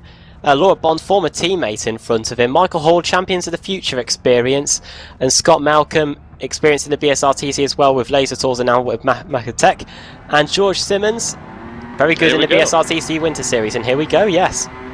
Revs are rising for the third time. The green light is on at Phillip Island again. Oh, and look at this. We're already 3 wide at the front. Could it be 4? And through the middle is Scott Malcolm, who's made a wonderful start. From the second row to cut in front of Laura Bond. Laura Bond's on the grass. And off goes the... oh, wow. Off goes Rushworth, I think. Oh, and some more in the background. It's mostly cloudy out there. We saw that it is cold and tyres are slipping and sliding all over the place. It was Hall that was off, Adam. Oh, sorry, on the outside of... still getting used to these new liveries, of course, so apologies to the viewers for that, because we only got a few of these livery changes hours before the race. Wow, off goes. Oh, hard. Eurochip Digital off in a crash. big way. Higher eclectic car. George Simmons. He looked like he got quarter panel there, Alex. Yeah, just something coming down, and it's easily done. There's a few other people just trying to recover as well. So, but yeah, very easily done in that first lap. Just no room and just a little nudge, and we know how vulnerable that car is to that little area of it. Sharon Kaiser was off in a big way as well at Stoner Corner, and he's having an awful night. Laura Bondle's still all over the place. Don't know about still trying to get temperature in the tyres, but now she's going to be under pressure from Paul Smith down towards MG for the first time. Bond's going defensive. And Dan Kraft.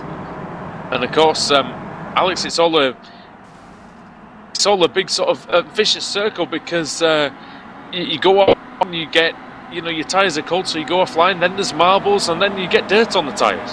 Yeah, and of course the marbles get progressively worse as the night goes on as well. Here comes Rushworth. Race up versus Automech then. Can the Scotsman stay in front of the Englishman? Round the outside he goes into turn 1. Is that going to be a done deal? Yes, it is. Fantastic job there from Rushworth. He now takes the lead round the outside then. Bond having a look into turn 2. Bond trying to get past Hefford. Yeah, good old attempt there, Laura Bond. She may get the run towards the Honda hairpin. Let's see. Through this fast kink, which is quite difficult actually in the Kia Optima at times. Bond's going down the inside, hard on the brakes. You can see the Kia squirming around underneath her, and she's through. So that's a good move there. But this Scott Malcolm actually, well, he got a nice exit out of the Honda hairpin. Bond's going to go around the outside of Siberia. That's a tough move to pull off, but she's going to make it stick. Look at this battle in between these two. This has allowed Jamie Rushworth to pull away here. Laura Bond, of course, raced with Jamie Rushworth when their New Homes Digital days. Now they're different teams, and up towards Lukey Heights. And look at Dan Kraft trying to force his way through. He might try and get past Laura Bond. Malcolm. The two make contact there, Malcolm and Bond, and that's going to allow Kraft to go flying up the inside. And Bond's off. She puts two wheels onto the grass, but is just able to get back on in front of the CQR car of Paul Smith, who's desperately trying to get past. And who's that other friction racing car? Ross Balfour. So after finishing in 10th in race 1, Balfour already working his way through the pack, and he's into the pits. So Ross Balfour's either got a meatball flag or a problem with the car. Maybe he is now in the pits. Potentially something like that. I'm not quite sure. I'm just going to have a look at the start again. It was a jump start, I believe, gentlemen. Balfour just oh dear me, I said it's the most basic mistake that you can make. Craft on Malcolm. Through turn Can't quite one. get it done. No way through there then for Dan Kraft, but he's got plenty of time. We're only on lap 3 here. Plenty of action in this third race of 4 Oh, here. somebody's off there. Who's that? A yellow car off in the middle of the second to last corner, I think. May have been Ray Alfala. I'm just going to have a quick look at. Oh no, it wasn't Alfala. It was Sebastian Job. How's he ended up over there? No problem. He's gone off in the. Oh man, first corner. Lost complete control of that Sim Racers Kia Optima. So after winning, it doesn't look good then if so far this season if you win a race, because you're destined to have a really bad one after it. It happened to David Baker in race 2, and it's happened to Sebastian Job, it looks like, in race 3. It's settled down at the front. Dan Kraft is off after Jamie Rushworth. 3rd is Scott Malcolm. 4th Laura Bond still. 5th Paul Smith. 6th Richard Gore. 7th Nick McCarron. 8th Andreas Katz. 9th Jamie who's Fluke. that? And Down Matt the inside. Somebody Paul down Smith. the inside there. Oh, it's Bond. Just as I was saying, it's calmed down. And look at Richard Gore. Is that down the inside? Yes, and Paul Smith. These two at it again. They're inseparable, these two. Saw Hackerson flying down the inside of the hairpin as well, and Smith. Yeah, I bet he's thinking, not him again. Off goes. Oh, Jamie Fluke somehow managed to save the car. He was completely sideways through that final corner. These two are destined to do this forever. It's like Sami Zayn and Kevin Owens, and down the inside goes the CQR car of Paul Smith, and I don't think he managed that. And he hits Laura Bond, he hits Richard Gore, and he's lucky he didn't get a slow down for cutting the course there, Alex. It's a replay, isn't it? It was a replay. I was like, I'm not watching this. And off at turn 2, they're still at it. But they're still hitting each other, so it's still relevant. And look at this, who's that number 2? That's Wojciech, that's Andreas Katz, sorry, down the inside of the other the other Apex Racing car. We'll get it right in the end. 2 by 2 by 2 into the Honda hairpin, not a Honda in sight, but many 3 wide Kias. further back as well. Oh dear me. And We're it's back, everyone. Yeah, Richard Gore, we're back here all the way through to December, so over 140 races of this. Goodness me. I was just going to say before the incident that happened there, Jamie Rushworth's got a 2.5 second lead in a 10 lap race. You're not catching him. No chance. I don't think anybody. He's 0.3 of a second quicker than Daniel Kraft on the previous lap as well. So side by side, Sutton and Dan Blake as well. Sutton's through up to 22nd place. Laura Bond still can't get anything done about Scott Malcolm, but she might be able to now. Malcolm made a little mistake. Scotsman went a little bit wide. That's going to allow the Spicer Hart driver then to close right in. Laura Bond, who's been on the podium a few times in this series, never a race winner, despite a few chances. Katz having a look on Smith then, and that's going to be easy because I think Smith's got some aero damage, Alex. Oh, and Bond's going through at him. Down the inside goes Bond, through she goes then into 3rd place. Is she going to run out wide just a little bit over the curb? Perfect. And Richard Gore is going to try and go down the inside of the Apex Racing car. No way through just yet. As I was just about to say about Jamie Rushworth. Rushworth took a race victory, of course, here Malcolm went last really season. wide. And the exit line was horrible there, Alex, and Gore had to brake to avoid him. Yeah. And here comes Katz. Clever thinking really from Gore. He's well aware of what's going on. Katz trying to go around the outside. Gore up the inside. Contact. There's a little bit of contact, a little bit of shoving. All right, everybody's finished. Oh, I thought for a minute Malcolm wasn't gonna take too kindly to that and just shove it straight back up the inside, but he lets Gore go and maintains his 5th place. Great racing in this new look championship then. Traffic jam here, and that's a CQR car. Matt Bunn leading Simon Field, Colin Cunniff. Whilst this battle's still going on though, Katz trying to get past Malcolm, so action everywhere you look inside the top 10. 9th on back then. Bunn's actually going to catch up to his teammate Paul Smith. Oh, Smith hits Katz. Oh, and Bunn gets hit by Field. Oh, look at this, 3 wide. Gone round. Cunniff might get them all here. Cunniff down the inside then of the Scots car of Colin Cunniff, who took that victory at Laguna Seca, and behind them Simon Field. So Field lost out a little bit there, and Nick McCarron side by side with Julian Janowski. Janowski had a great BSRTC Winter Series. They rubbed door handles there going out of the final corner. Down the front straight, it's anyone's guess who's going to come out of this on top. Jamie Fluke's there as well. On St Patrick's Day. Look at the Irish, is he going to have it? Well, he's in a green car, so it's possible. Cunniff. Oh, look at that, yes. All the way around the outside. Oh, Bunn got a shove from Cunniff. And Cunniff's going to go wide onto the marbles. He's going to get dirt on the front tyres and in the front wheel drive car, Adam. That's a nightmare. Yes, indeed. That's going to allow Hackerson in that higher collecting motorsport car through past Cunniff, and Cunniff's going to be under pressure now from Julian Janowski. He doesn't want to be out there for too long. I thought he was going to go off there at Casey Stoner corner and down towards the hairpin. Janowski late on the brakes. He's crashing front. Fluke.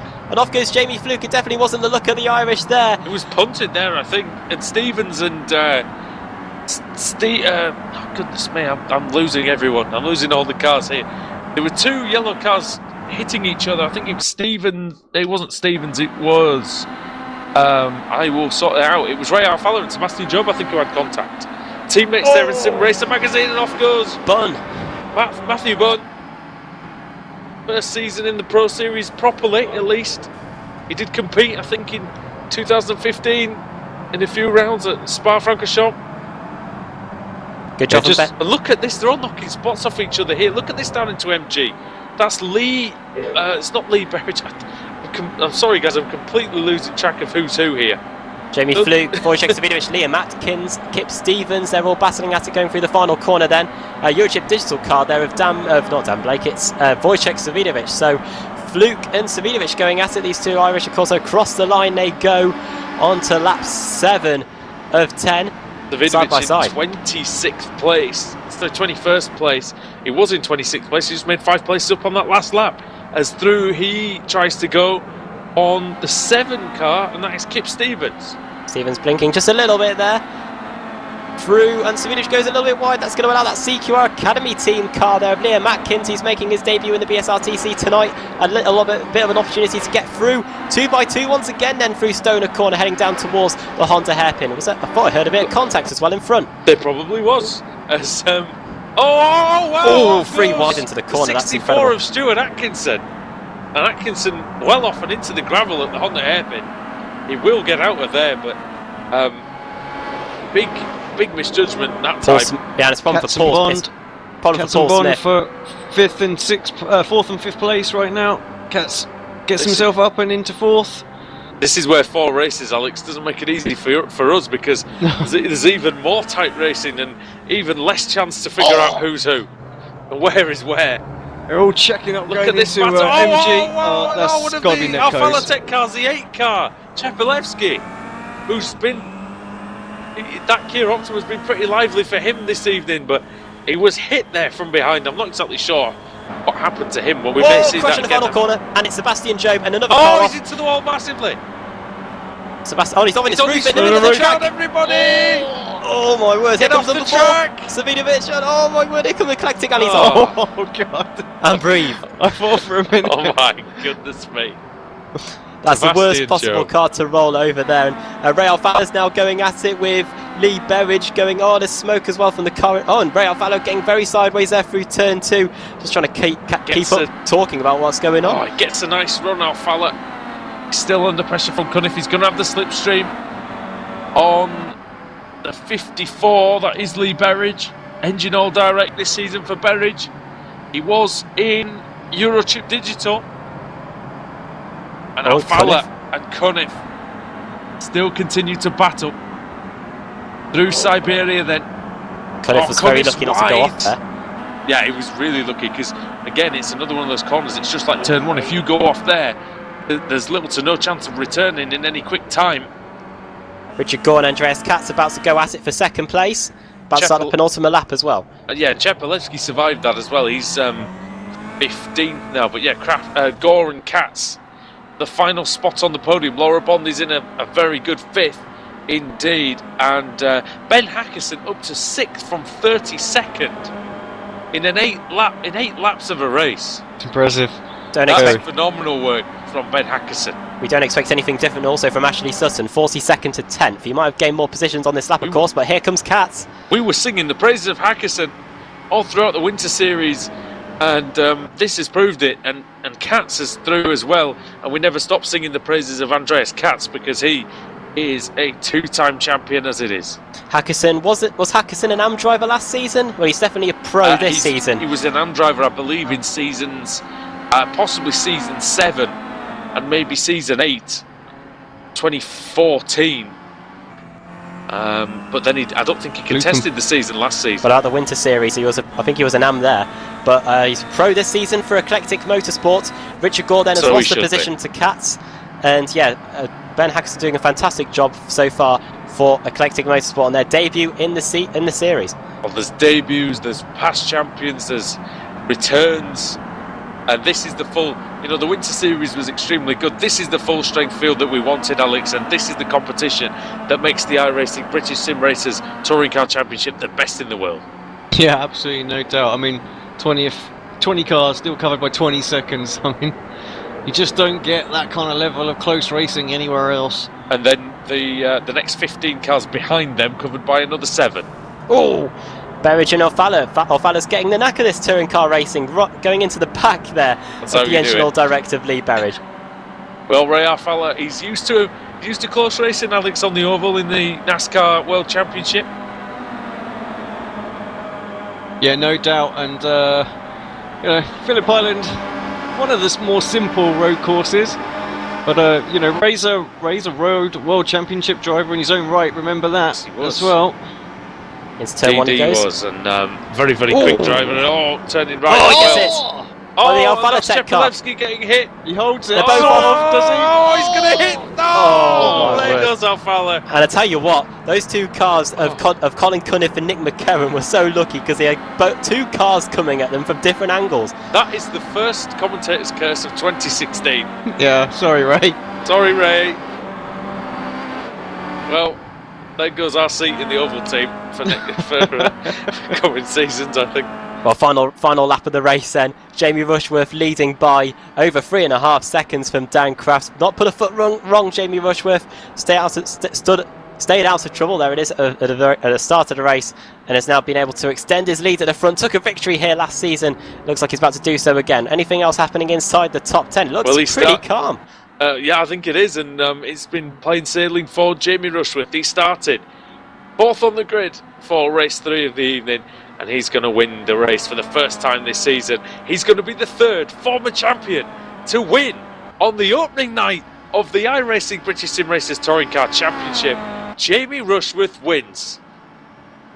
Fantastic job from him. Dan Crafts through to 2nd place.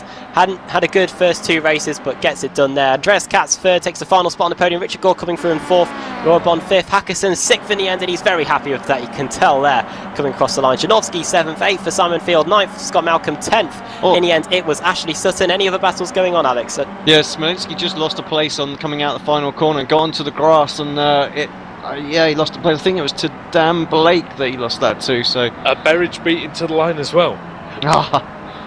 So, well, I tell you what, between P10 and P24 was 7 seconds. Just an amazing, and then between 25th and 33rd was just 4 seconds. It's an amazing series. This, it really is. Talk about, yes, we see a few crashes and everything, but we saw 40 cars finish race 1. We saw, I think, 36 finished race 2, and we've had 37 finishes in this one. That doesn't tell you that this is a quality series. Then nothing will, Adam. Fantastic 3 races tonight, and we've seen the excitement levels build. Really, we had a pretty tame race 1. Race 2 was pretty fraught, to be fair, and then this one even more so. So race 4. Get ready, people, because this could be very exciting indeed. Of course, we've got the reverse grid again to factor in another variable into the 4th race. We'll see what that can throw up. I'm sure we've got some big contenders down there, likes of George Simmons as well, and Ray Alfalo, unfortunately, once again, just misses out on the possibility of getting a reverse grid. He finishes in 27th, so he's got it all to do.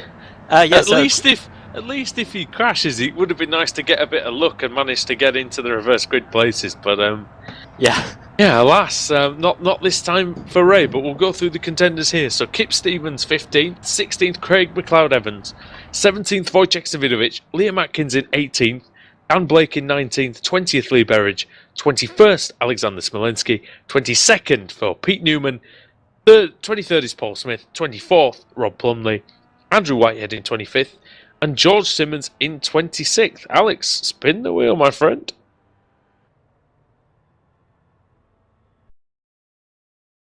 Here we go then for the 3rd and final time of the night. Who will it be?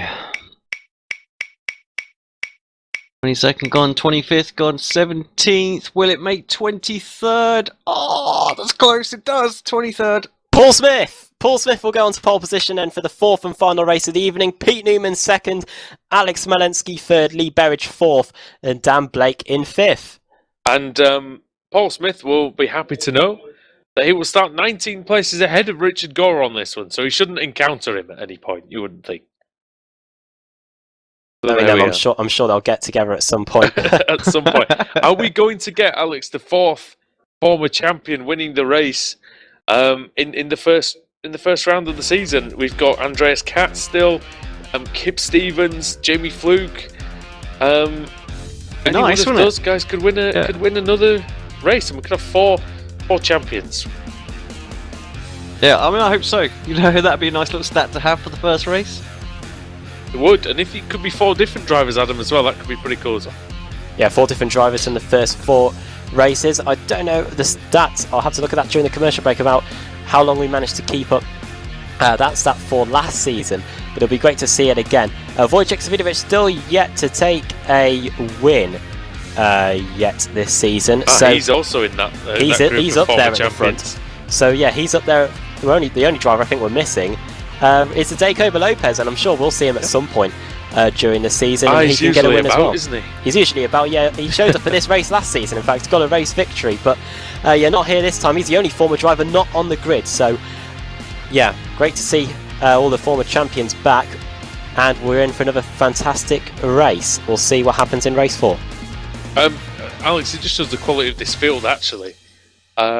That someone like Wojciech Savidovic hasn't won a race yet in the first 3 races. Yeah, when you consider how many races he won last season, yeah, absolutely. 19 races he won last season. Yeah, well, and that was a tough field as well. Then let's not count anything out. I mean, a lot of the drivers are back, but we've probably had another 10 drivers who, you know, fit right into that sort of 10 to 15th range kind of thing. So it just makes that mid-pack crazy close, and the mid-pack to the guys winning is probably only a tenth or so of a second as well. So with the slipstream, that's negated. So this is why just anyone can win. Well, Savidovic will be starting 7th for race 4, and we'll bring that to you in just about 5-10 minutes time. So stay with us here on Apex Racing TV, iRacing Live, and Motors TV.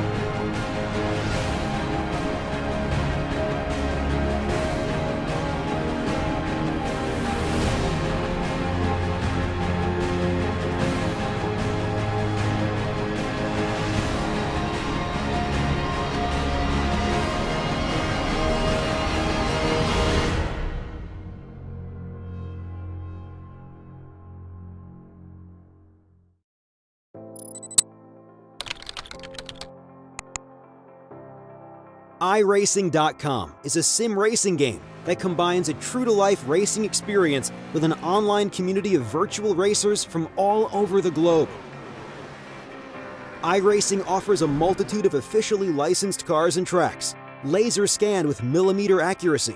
Their car models and mechanical systems are based on real-world physics and engineered in cooperation with manufacturers and race teams. iRacing's web-based interface allows members to compare stats and test drive any combination of car and track instantly.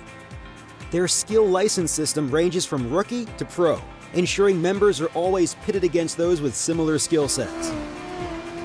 Members are able to sign up for a weekly race series, compete in time trials, host a private race with friends, and participate in racing leagues created and run by the community. With over 60,000 members, iRacing works in partnership with renowned motorsport organizations like SRO Motorsports Group to deliver virtual races based on the real-life Blancpain GT Series.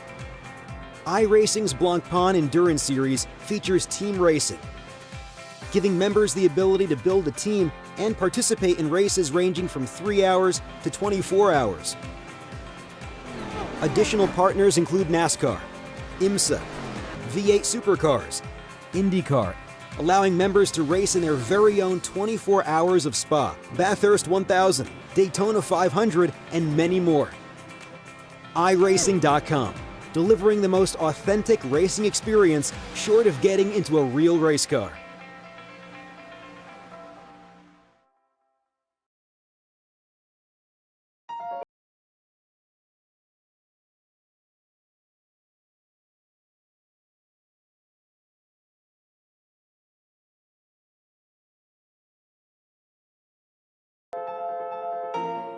For iRacing to get Le Mans is huge. I mean, this is a unique event, a unique track where, half of the track is public road, so you can never test on it, you never get experience on it, and it's 8 miles in length, 4-minute lap time in a GT car. So, even if you're here for an hour of testing, that's only 15 laps, and you're only going to see the corner 15 times that day. The first section going through the Dunlop area is pretty unique. It's got elevation change and off camber. Then you go down Mulsanne into the chicanes, and the straights are unbelievably long. It's a tricky track, and every year I've come here, this being my 4th year, you learn something new every time. We've wanted to add Le Mans to iRacing for a long time, and we've really been working hard towards it for the last 5 years. But really, things only came together in the last week leading up to this race, so it was a real scramble to put everything together. The majority of Le Mans is public roads, so when they're preparing for the 24-hour race, it's really the only time that we can visit to laser scan and photograph the track so that we can recreate it in iRacing.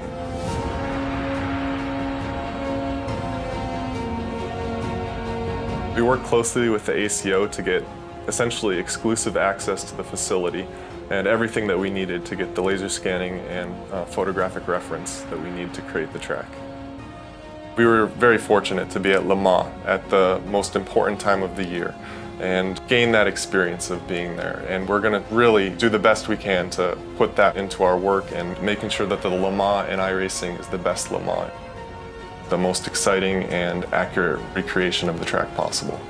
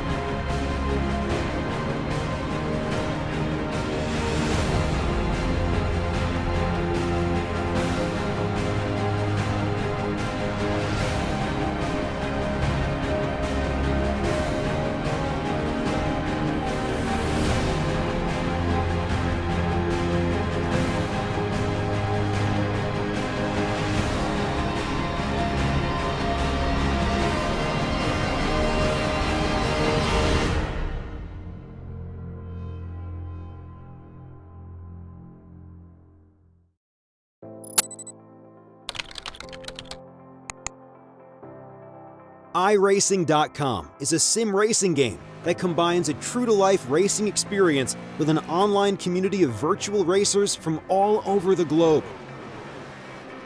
iRacing offers a multitude of officially licensed cars and tracks, laser scanned with millimeter accuracy.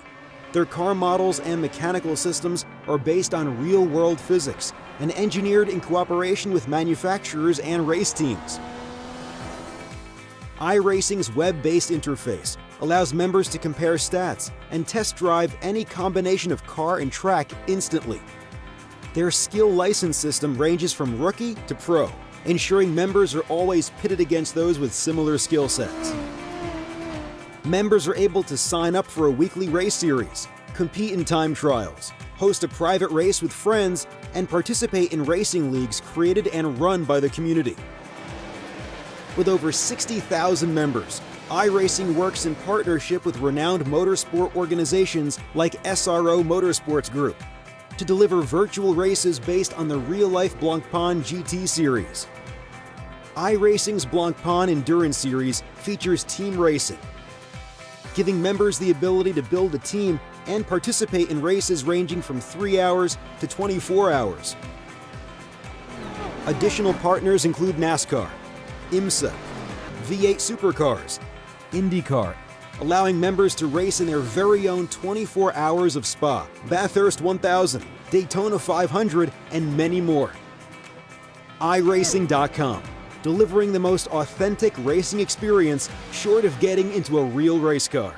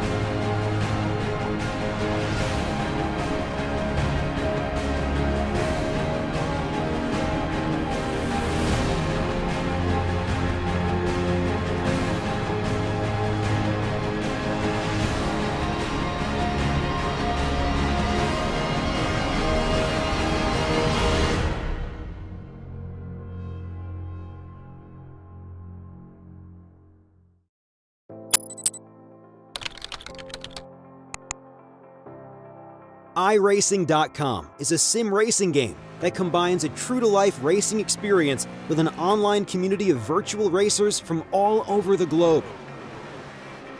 iRacing offers a multitude of officially licensed cars and tracks, laser scanned with millimeter accuracy. Their car models and mechanical systems are based on real-world physics and engineered in cooperation with manufacturers and race teams. iRacing's web-based interface allows members to compare stats and test drive any combination of car and track instantly. Their skill license system ranges from rookie to pro, ensuring members are always pitted against those with similar skill sets. Members are able to sign up for a weekly race series, compete in time trials, host a private race with friends, and participate in racing leagues created and run by the community. With over 60,000 members, iRacing works in partnership with renowned motorsport organizations like SRO Motorsports Group to deliver virtual races based on the real-life Blancpain GT series. iRacing's Blancpain Endurance Series features team racing, giving members the ability to build a team and participate in races ranging from 3 hours to 24 hours. Additional partners include NASCAR, IMSA, V8 Supercars, IndyCar, allowing members to race in their very own 24 hours of Spa, Bathurst 1000, Daytona 500, and many more. iRacing.com, delivering the most authentic racing experience short of getting into a real race car.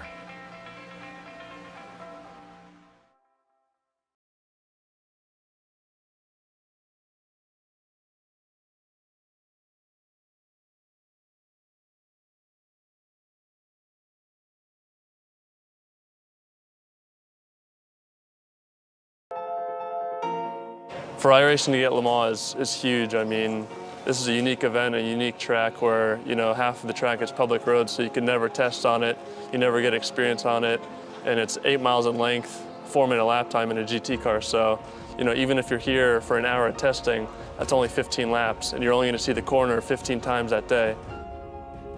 The first section going through the Dunlop area is pretty unique. It's got elevation change and off camber. Then you go down Mulsanne into the chicanes, and the straights are unbelievably long. It's a tricky track, and every year I've come here, this being my 4th year, you learn something new every time. We've wanted to add Le Mans to iRacing for a long time, and we've really been working hard towards it for the last 5 years. But really, things only came together in the last week leading up to this race, so it was a real scramble to put everything together. The majority of Le Mans is public roads, so when they're preparing for the 24-hour race, it's really the only time that we can visit to laser scan and photograph the track so that we can recreate it in iRacing.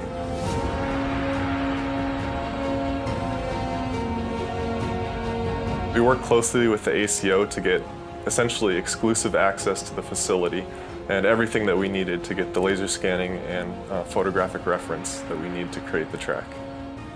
We were very fortunate to be at Le Mans at the most important time of the year and gain that experience of being there. And we're going to really do the best we can to put that into our work and making sure that the Le Mans in iRacing is the best Le Mans, the most exciting and accurate recreation of the track possible.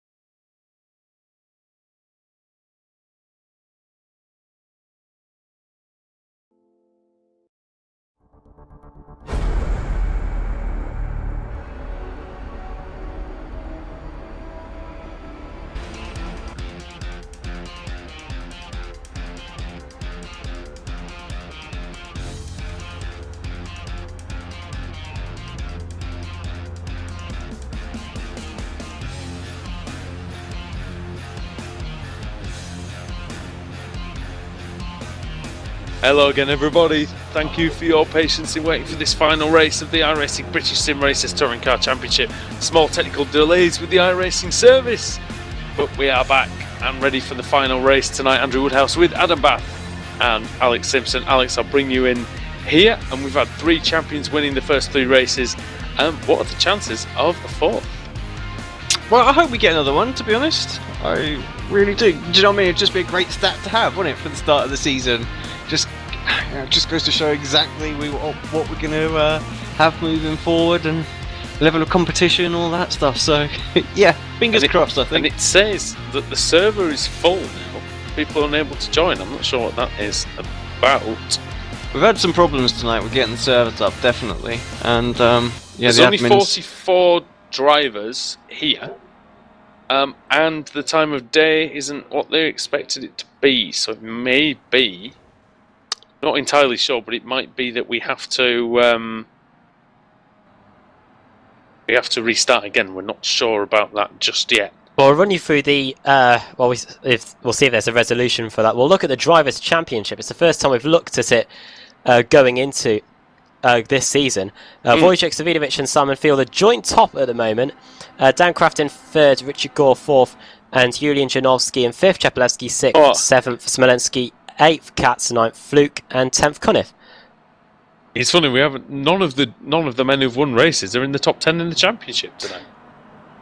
And then moving over to the Pro-Am Championship, we've got Gore, McCarron, Bond, Malcolm and Berridge. And Richard Gore's got a 30-point lead there. He's done very well tonight. Was the highest Pro-Am driver in 2 of the races. I don't know where he was. I don't know who was top Am, in the 3rd race. I'll have to look back at the results. That's why he's so high up. Then in the Teams Championship, Apex Racing, after becoming a Pro-Am champion, after becoming a Pro Drivers champion, it looks like... after not winning the title as a pro team, their fortunes seem to have been reversed by becoming a Pro-Am team. They're top of the Teams Championship at the moment by 7 points over Friction Racing, Sim Racer 3rd, Eurochip Digital 4th, and CQR Academy in 5th. And finally, looking at the safest driver, Roy Vervaeke is at the top with no incidents for the 3 races. That's excellent, Alex, actually, to get no incidents in 3 rounds of this series. In that field, how busy that track is out there. And it looks like I know Roy pretty well from the K Club series as well. We've swapped some paint this season as well. Apparently we're going to stick move out then. Server. We'll finish this discussion. We'll stay with you, I think, on this one because until the next server's ready. So more problems. We may as well stay with everybody here on iRacing Live. Thank you again for the patience on this one. We're just having some teething problems. I think it's something to do with potentially with the new build and with this series as well, with the amount of cars we have. So we've got some contingency plans. I think we've got some stuff we can talk about. Yeah, what we could do actually, Adam, is just for those that have just tuned in and maybe missed the very start of it, we should consider rolling your introduction to the series again while we get everything sorted out. Okay. Let's have a look what happened in the series in the final race meeting last season, and then after that you'll see the full entry list for this season's BSRTC. 2015 was one of the most exciting and intriguing British sim racers touring car seasons ever, and it was Sebastian Job that clinched the title in the final corner of the final race at Daytona in December. Green flag flies now. It's the final one of the season. It's a lovely start by Janowski. Will they go? Oh, Janowski has ended up down the pit lane. The pole sitter is off, and he's going to take a slowdown shortly. Job trying down the outside. Contact with Savinovic and Hunt. And now Job's trying down the outside of Katz. Katz has the inside line. Can he get the traction through this infield section? But now it's the inside line for Job. And he's through. Job's through on Katz then.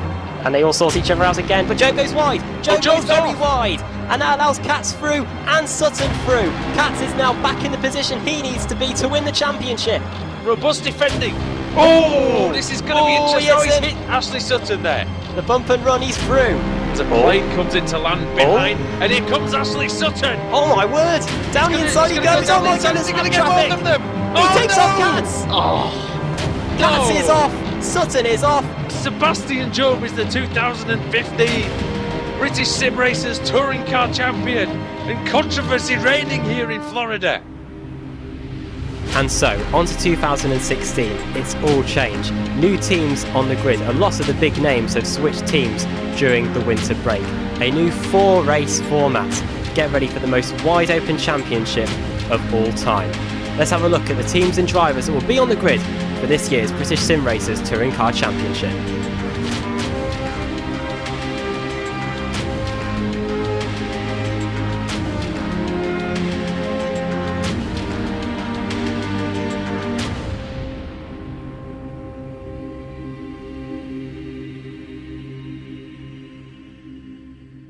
The 2015 champion is the first of the big names to have moved teams during the winter. Sebastian Job has left Apex Racing and joined Sim Racer, the team formerly known as Powermaxed and New Homes Digital. The team bolsters an extremely strong lineup this season, with NASCAR Peak Anti-Free Series champion Ray Alfala joining the fold and returning to the team 3 seasons after taking out one of his teammates at Lime Rock Park. Alex Smolensky is back. After losing out on the title in the final corner of the last race of the season, 2015 runner-up Andreas Katz remains at Eurochip Digital this season, but is now joined by Season 6 champion Wojciech Savidovic. Rob Fagg also remains at probably the strongest team in terms of race wins. Last season, these 3 drivers took 29 race victories. CQR is back, and it's their first season in the BSR TC since Season 6. The team definitely does mean business this year, with the team recruiting 2 former champions in Jamie Rushworth and David Baker. Michael Hall adds some useful Kia experience to the team from his Champions of the Future days, and with actual British touring car racer Ashley Sutton on the reserves, race wins are almost a certainty for the reborn CQR team this season. GT Omega is now Al Faltech and is one of the only teams to retain the same lineup as the season before. Last season's team's champions retained Dan Hunt, who finished 5th in the standings last season, along with Season 3 runner-up Stelian Chepalevsky, who took his only race win in the final race meeting at Daytona. Michael Schellbach also returns after taking 1 win last season. Pete Newman Media is another team to change names during the winter break, the team now known as Simpson Racing. Pete Newman and Simon Field remain at the team and are joined by Nathaniel Simpson, who showed promise during the BSR TC Winter Series. Friction Racing are out to cause a surprise this season. Colin Cunniff achieved a race win last season at Laguna Seca, whilst Dan Kraft has joined the team from Pete Newman Media. Dylan Robinson also joins the team from Laser Tools for this season. These 3 drivers have been showing strong pace during the Winter Series, and I think they will definitely be up there for race wins this season. Apex Racing has entered a Pro-Am team this season after taking the driver's title with Sebastian Job last season. Jamie Fluke joins the team after shining with the New Homes Digital team last season and taking the Winter Series as well, whilst Richard Gore remains at the team after coming so close to taking the Pro-Am Championship. Nick McCarron also joins the team for this season, who will be vying for that Pro-Am Championship. Pro-Am champion John Roberts has left Engine All Direct and moved to Eclectic Motorsport, a brand new team on the grid this season. He is joined by race winner Andrew Whitehead and former BSR Kia Club Series driver Ben Hackerson, who showed during the Winter Series he was able to mix it with the drivers at the front. As well as fielding a works team, CQR also have an academy team on the grid to run for the Pro-Am Championship this season. Paul Smith, who was in contention for the Pro-Am title down to the final race meeting of the season, joins the lineup, along with Matt Bunn and debutant Liam Atkins. Alex Smolensky may have left the team, but Laser Tools still have a wealth of experience that will keep them in good stead for the Pro-Am Championship. Rob Graham and Scott Malcolm remain, and Craig Evans joins the team after running with them during the Winter Series. After coming second in the Pro Teams Championship last season, Engine All Direct have entered a team that will be vying for the Pro-Am Championship this season. Dan Blake remains at EOD after a best finish of 4th place last season, whilst Philip Johansson and Jay Wright are newcomers to the team. Finally, Bloodhound SSC are another of the brand new teams to be on the grid this season, and they too will be running for the Pro-Am Championship. Robert Plumley is joined from STEM Sim Racing and is partnered with Jack McIntyre and former New Homes Digital driver Steve Richardson. Those are your teams and drivers that will make up the grid for this season's British Sim Racers Touring Car Championship.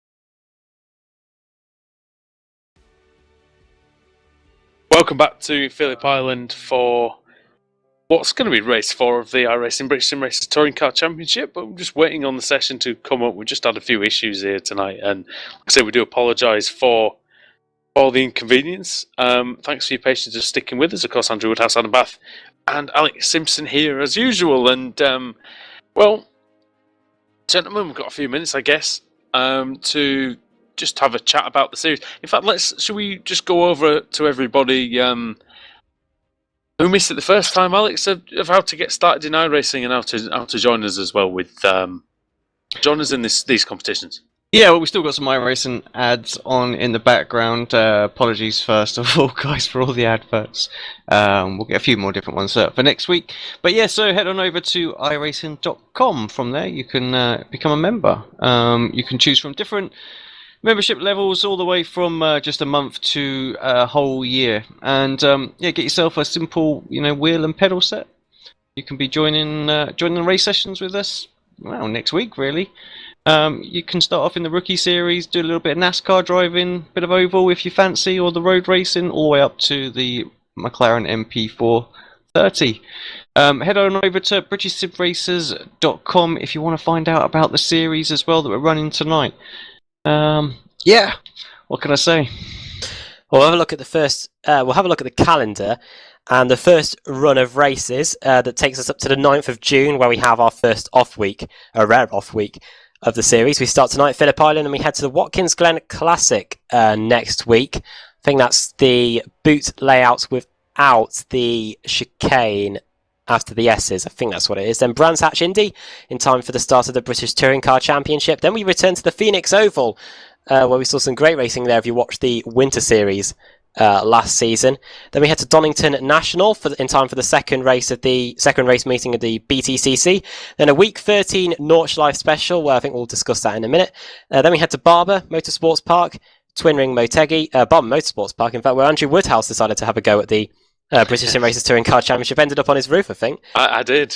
That's that wasn't the first car I ended up on the roof of last year. So then Twin Ring Motegi, back on the oval again, where David Baker took his one and only win last year.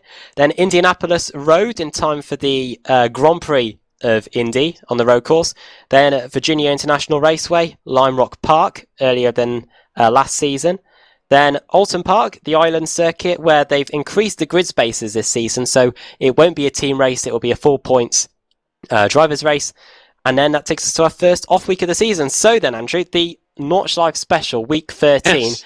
That doesn't sound particularly like we're going to be running for points there. It's more going to be a spectacle, I think, there. Should probably make it run for points, I think. Why not? I mean, that'd be great. The Nordschleife, and you know what? There's no bigger test of the driver than that. I mean, we drove that last week. I did some racing with that with some of the Apex lads. No bigger test. It's a challenge. It's a challenging track, and it should be for points, I think. It's the hardest track in the world. No bigger test, I think, for a computer system as well. I don't think I've actually loaded the Nordschleife. We'll see how that fares in a few weeks. Know what your computer's like sometimes. Yeah, definitely. Just while everything's going on in the background as well, I'm waiting for the session to come up. Can I just give a quick shout out to everybody at Apex Racing TV as well. We've got a really, really busy week this week as well. 7 broadcasts, in fact, that we're doing. So if you like a little bit more action, what we've had tomorrow night, we've got 2 races back to back. So the Apex Academy Formula Renault 2.0 series, followed by the McLaren MP430 series as well. So that starts at 7 o'clock, straight from the Formula Renault into the McLaren at 7:40.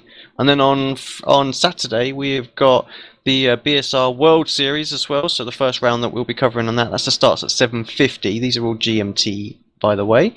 And then the European Stock Car as well on our secondary channel, which is Auto Club Speedway, and that's at 8:30. So if you like a bit of stock car action.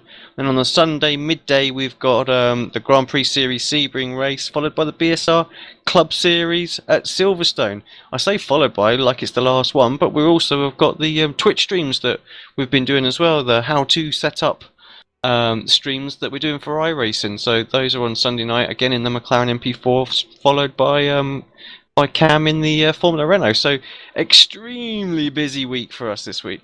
And of course, it was the BSR Kia Club Series back on Sunday. We'll have a look. Can't forget the Club Series. Yeah, can't forget the Club Series. Some good drivers have come out of there, the likes of Ben Hackerson, and it's definitely been a good proving ground for yes, Mr. Woodhouse, race winner there. In fact, only the second driver to win in the BSR Kia Club Series and in the BSR TC Pro Series. First driver ever to do it. Only 2 drivers have done it. The first driver to do it, the pioneer. Also, you could say the BSR TC, and of course, may have been luck, but it happened. Of course, yours truly here in the commentary box also managed to take a race victory, holding off Ben Hackerson brilliantly. I think I should say at Charlotte Road last year. I'll tell you what, that was a pretty scary race. That was a good meeting that we did. Half of that was run in the dark, and we couldn't see where we were going, but. No, it was definitely good fun. It's always interesting at Charlotte Road as well, isn't it? Alex, it's surprisingly good track, that, isn't it? I love Charlotte Road actually, and doesn't get used enough. So I think we'll see some races there this season. I'll see when I'll have a look at the calendar. We're still no session up yet. Are we going to the Circuit Villeneuve this season? I will tell you now. We're loading up the calendar. I may just drive that. Anyway, once again, I tell you what, I think it's the first race back after the off break. Yes, it is. 16th of June, we head to Montreal.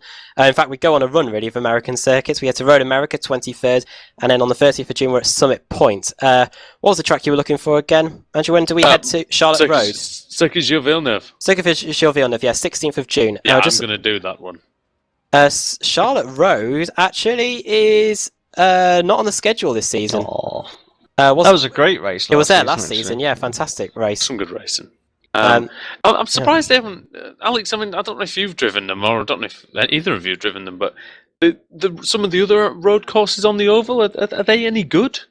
The New Hampshires and the Phoenixes. I haven't tried them. New Hampshire's okay, and Homestead is okay as well.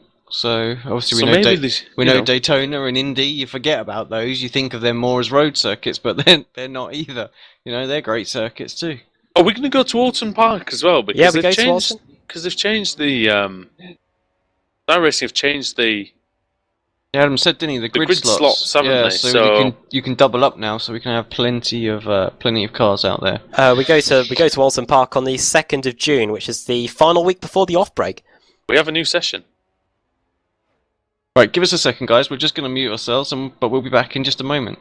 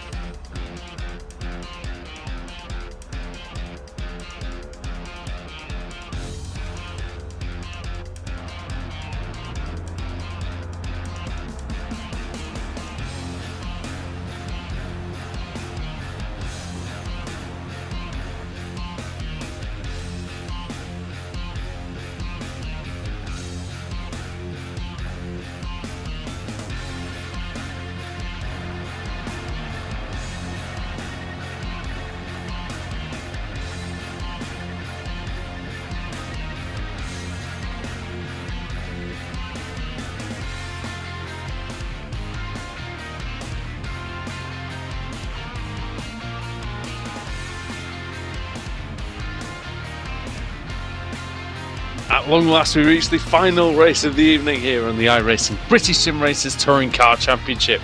It's the opening round, it's round 4 of what's going to be a 130 plus round season, joined by Adam Bath and iRacing World Championship driver Alex Simpson. I'm Andrew Woodhouse, as I have been all evening, and we're into the last race, and the evening is set in here, Adam. That's how long we've been here. It's gone from morning to evening. Race organisers have done that. I think that's pretty suitable of them. Should be pitch black, shouldn't it? I think it might be. By the time we get to, there's all sorts of interesting driving in the practice as well. I've just seen some of these interesting routes, and yes. Tell you what, I think the moment we finish this, there's no need to get any shut-eye because the F1 practice will be on almost as soon as we finish, maybe. Let's have a look then at the grid for the 4th and final race. We've got 3.5 minutes to go until we start the gridding process, and it was goodness me, how many cars were reversed? We don't remember. It was Paul Smith. It was 23. It was indeed 23. It has been over an hour, I think, and I think that's what it is. Paul Smith will be on pole position, and Pete Newman 2nd, Alex Smolensky will be in 3rd, Lee Berridge 4th, Dan Blake 5th, Liam Atkins 6th. 7th will be Season 6 champion Wojciech Savinovic, Craig Evans in 8th, Kip Stevens 9th, and Jamie Fluke running out the top 10. We'll see if Fluke takes the start. 11th, it is Stelian Shepelewski. 12th, it is Nick McCarron. 13th, Colin Cunniff. 14th, Ashley Sutton. 15th, Scott Malcolm. 16th, it is Simon Field. 17th, Julian Janowski. 18th, Ben Hackerson. 19th, Laura Bond. 20th, Richard Gore. 21st, Andreas Katz. 22nd, Dan Craft. 23rd, our race 3 winner, Jamie Rushworth. 24th, Robert Plumley. 25th, Andrew Whitehead. 26th, George Simmons. 27th, Ray Alfala. 28th, David Baker, the race 1 winner. 29th, Rob Fagg, and 30th, Nathaniel Simpson. 31st, Jay Wright. 32nd, Stuart Atkinson. 33rd, Rory Viveki. 34th, Steve Richardson. 35th, it is Martin Brandon. 36th, Cesare Rizzo. 37th, Ross Balfour. 38th, our race 2 winner, Sebastian Jobe. 39th, Robert Graham. 40th, Steve Hefford. 41st, Michael Hall. 42nd, Michael Shellback. 43rd, Sharon Kaiser. 44th, John Roberts. 45th, Dan Hunt.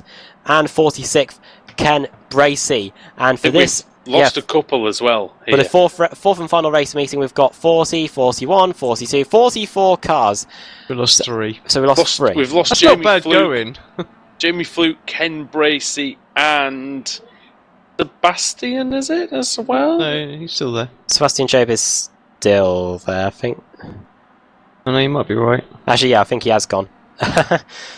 So Fluke, Jobe, and Bracey taking no further part in this evening. Okay, so yeah, we want to say just thank you and apologies again for everybody watching, staying with us and your patience here in this opening weekend of the season, opening evening of the season. We didn't really anticipate the problems, but you deal with them as they come and you get through them, and that's what we're doing here tonight. So, what are we expecting, Alex, from this final race? The marbles have formed.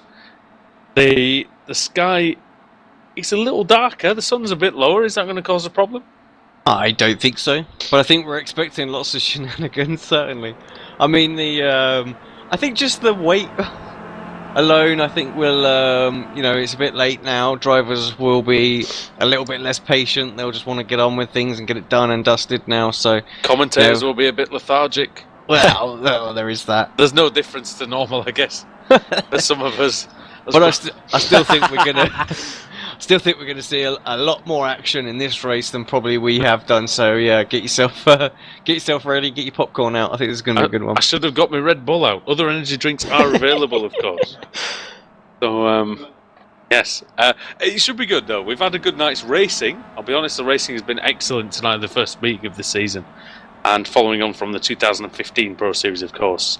2016 Pro Series is starting off in fine style.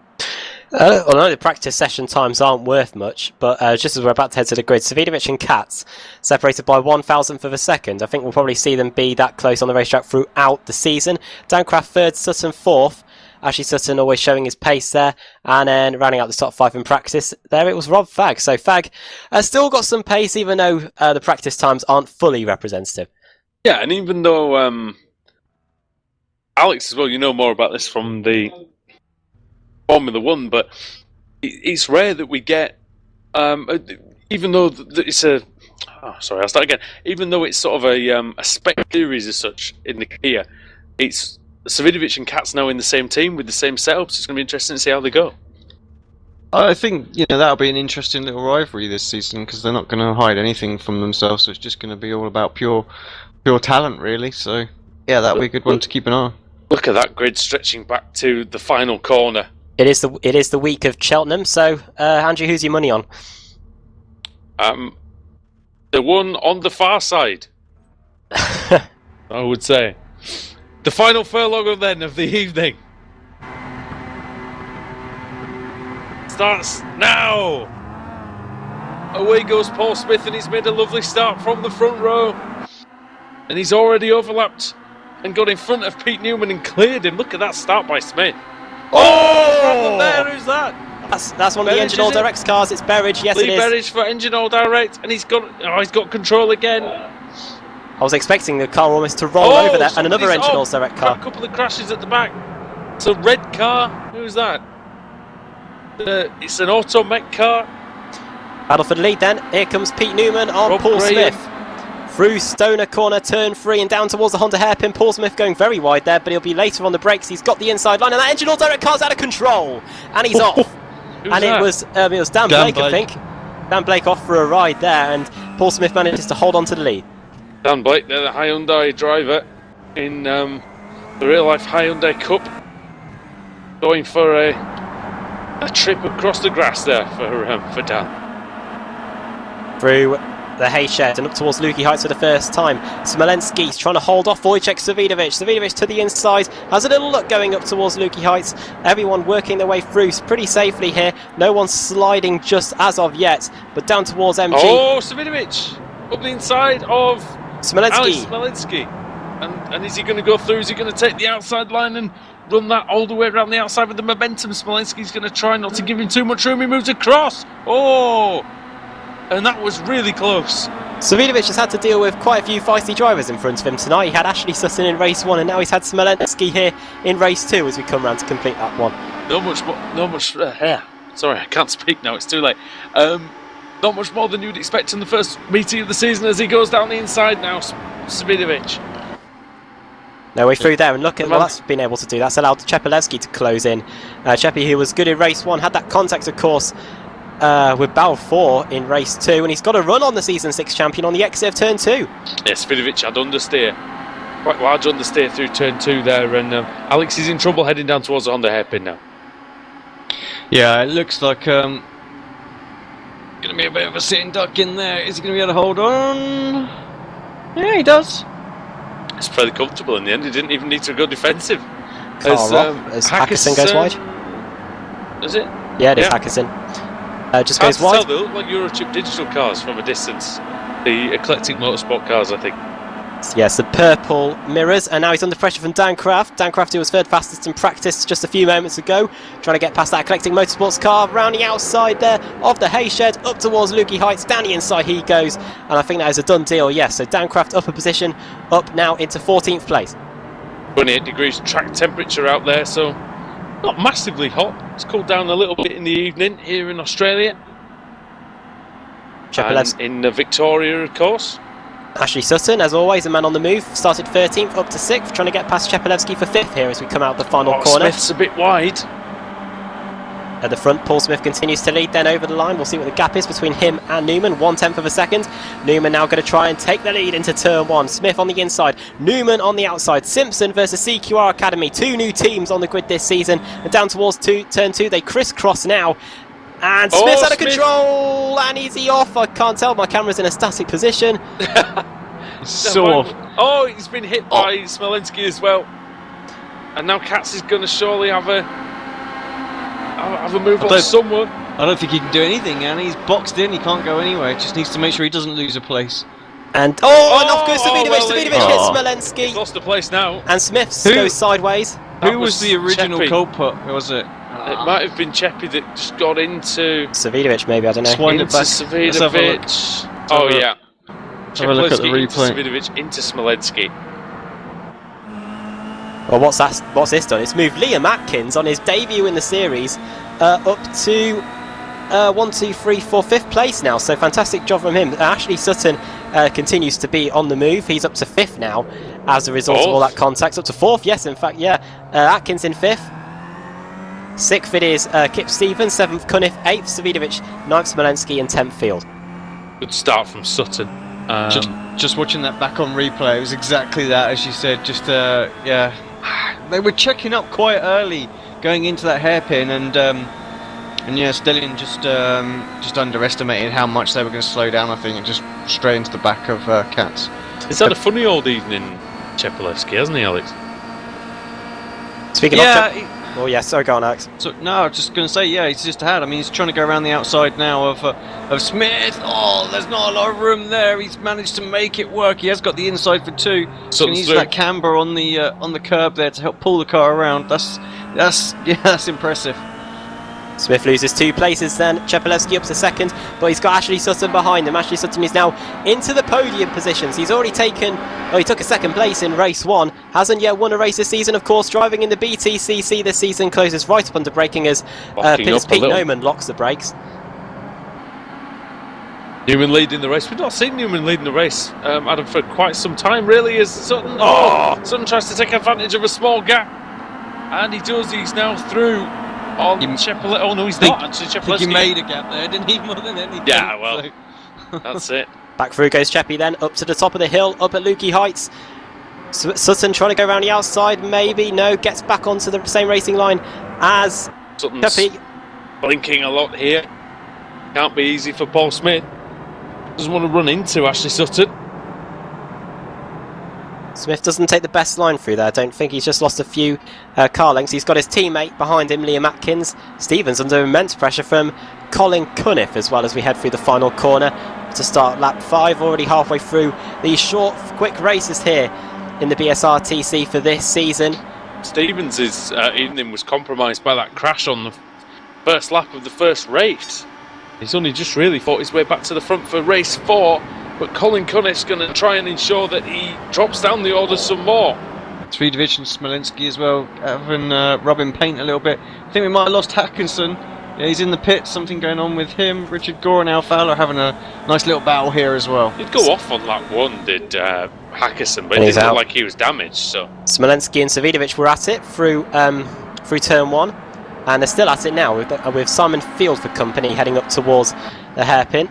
Julian Janowski in a decent 14th as well. Sorry, Alex. Stevens and Cunniff as well into Honda. Cunniff gets the inside line there and pulls off the overtake, so he moves himself up to 6, just tucked up behind Liam Atkins now. Atkins and Smith just falling off the back of this front pack a little bit. 3 of the... Oh, this battle for the lead is going to get a bit wild here. Up to the top of the hill, round the outside goes Sutton. Oh, that's nice. Is he on the marbles though?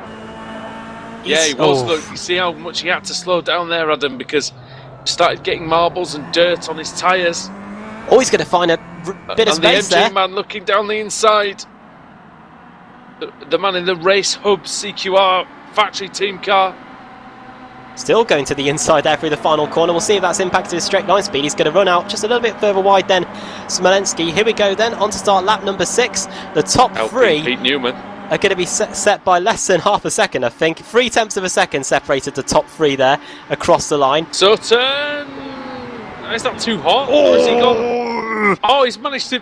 Wow! No, not quite. I thought he'd literally done it then. But yeah, down into turn 2. Gosh, he went into there, Alex, so fast. I didn't think he'd be able to make it. No, he did well just to keep it on the track there, and almost managed to produce an overtake out of it as well.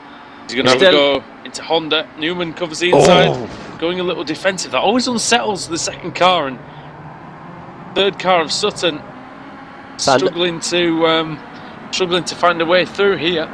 Another lock up there, I think, for Pete Newman. It may allow the other CQR cars, actually those 2 academy cars of Paul Smith and Liam Atkins, to just close in there a little bit. Simpson Racing then at the front on their debut entry into the BSR TC Pro Series. Round the outside, Sutton goes. The ashes of Pete Newman Media have formed Simpson Racing.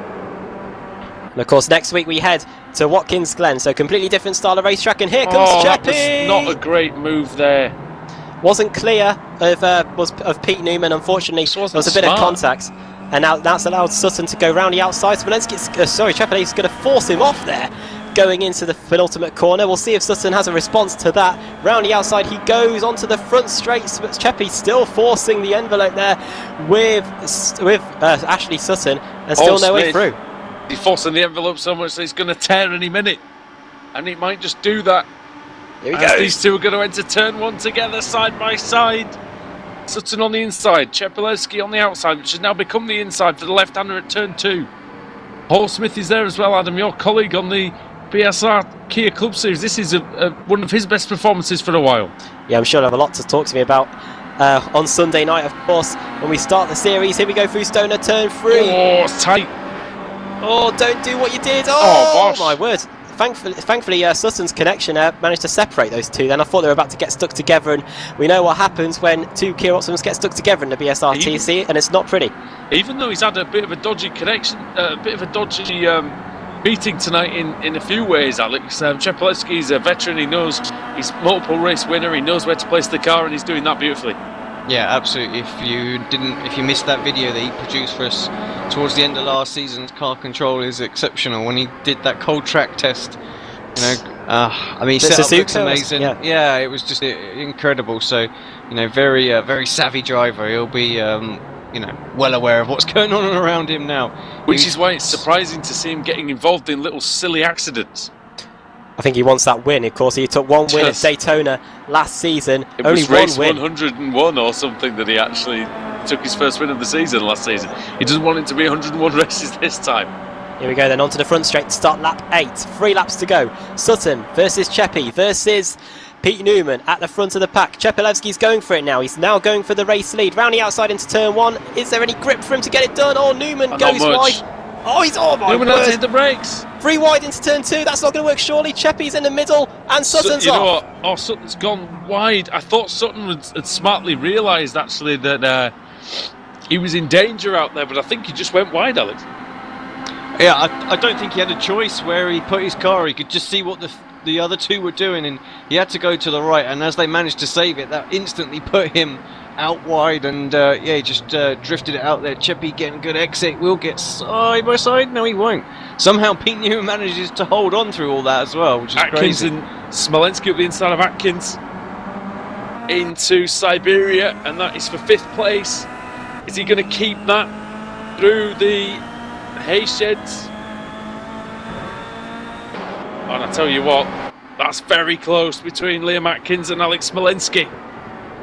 And who's that behind? Simon Field, who's had a solid meeting again. Yes, top of the Drivers' Championship, and I've got a feeling he'll remain top at the end of this race meeting. What's going on at the front? Still no change to the position. Atkins down into MG. Sorry, Adam, but yes. That was good driving from Smolenski. He was just late enough on the brakes that it didn't actually matter too much. And look at this little scrap as well. There's a scrap going on for 16th place. Ray Alfala, Michael Shellback, Scott Malcolm, and Richard Gore.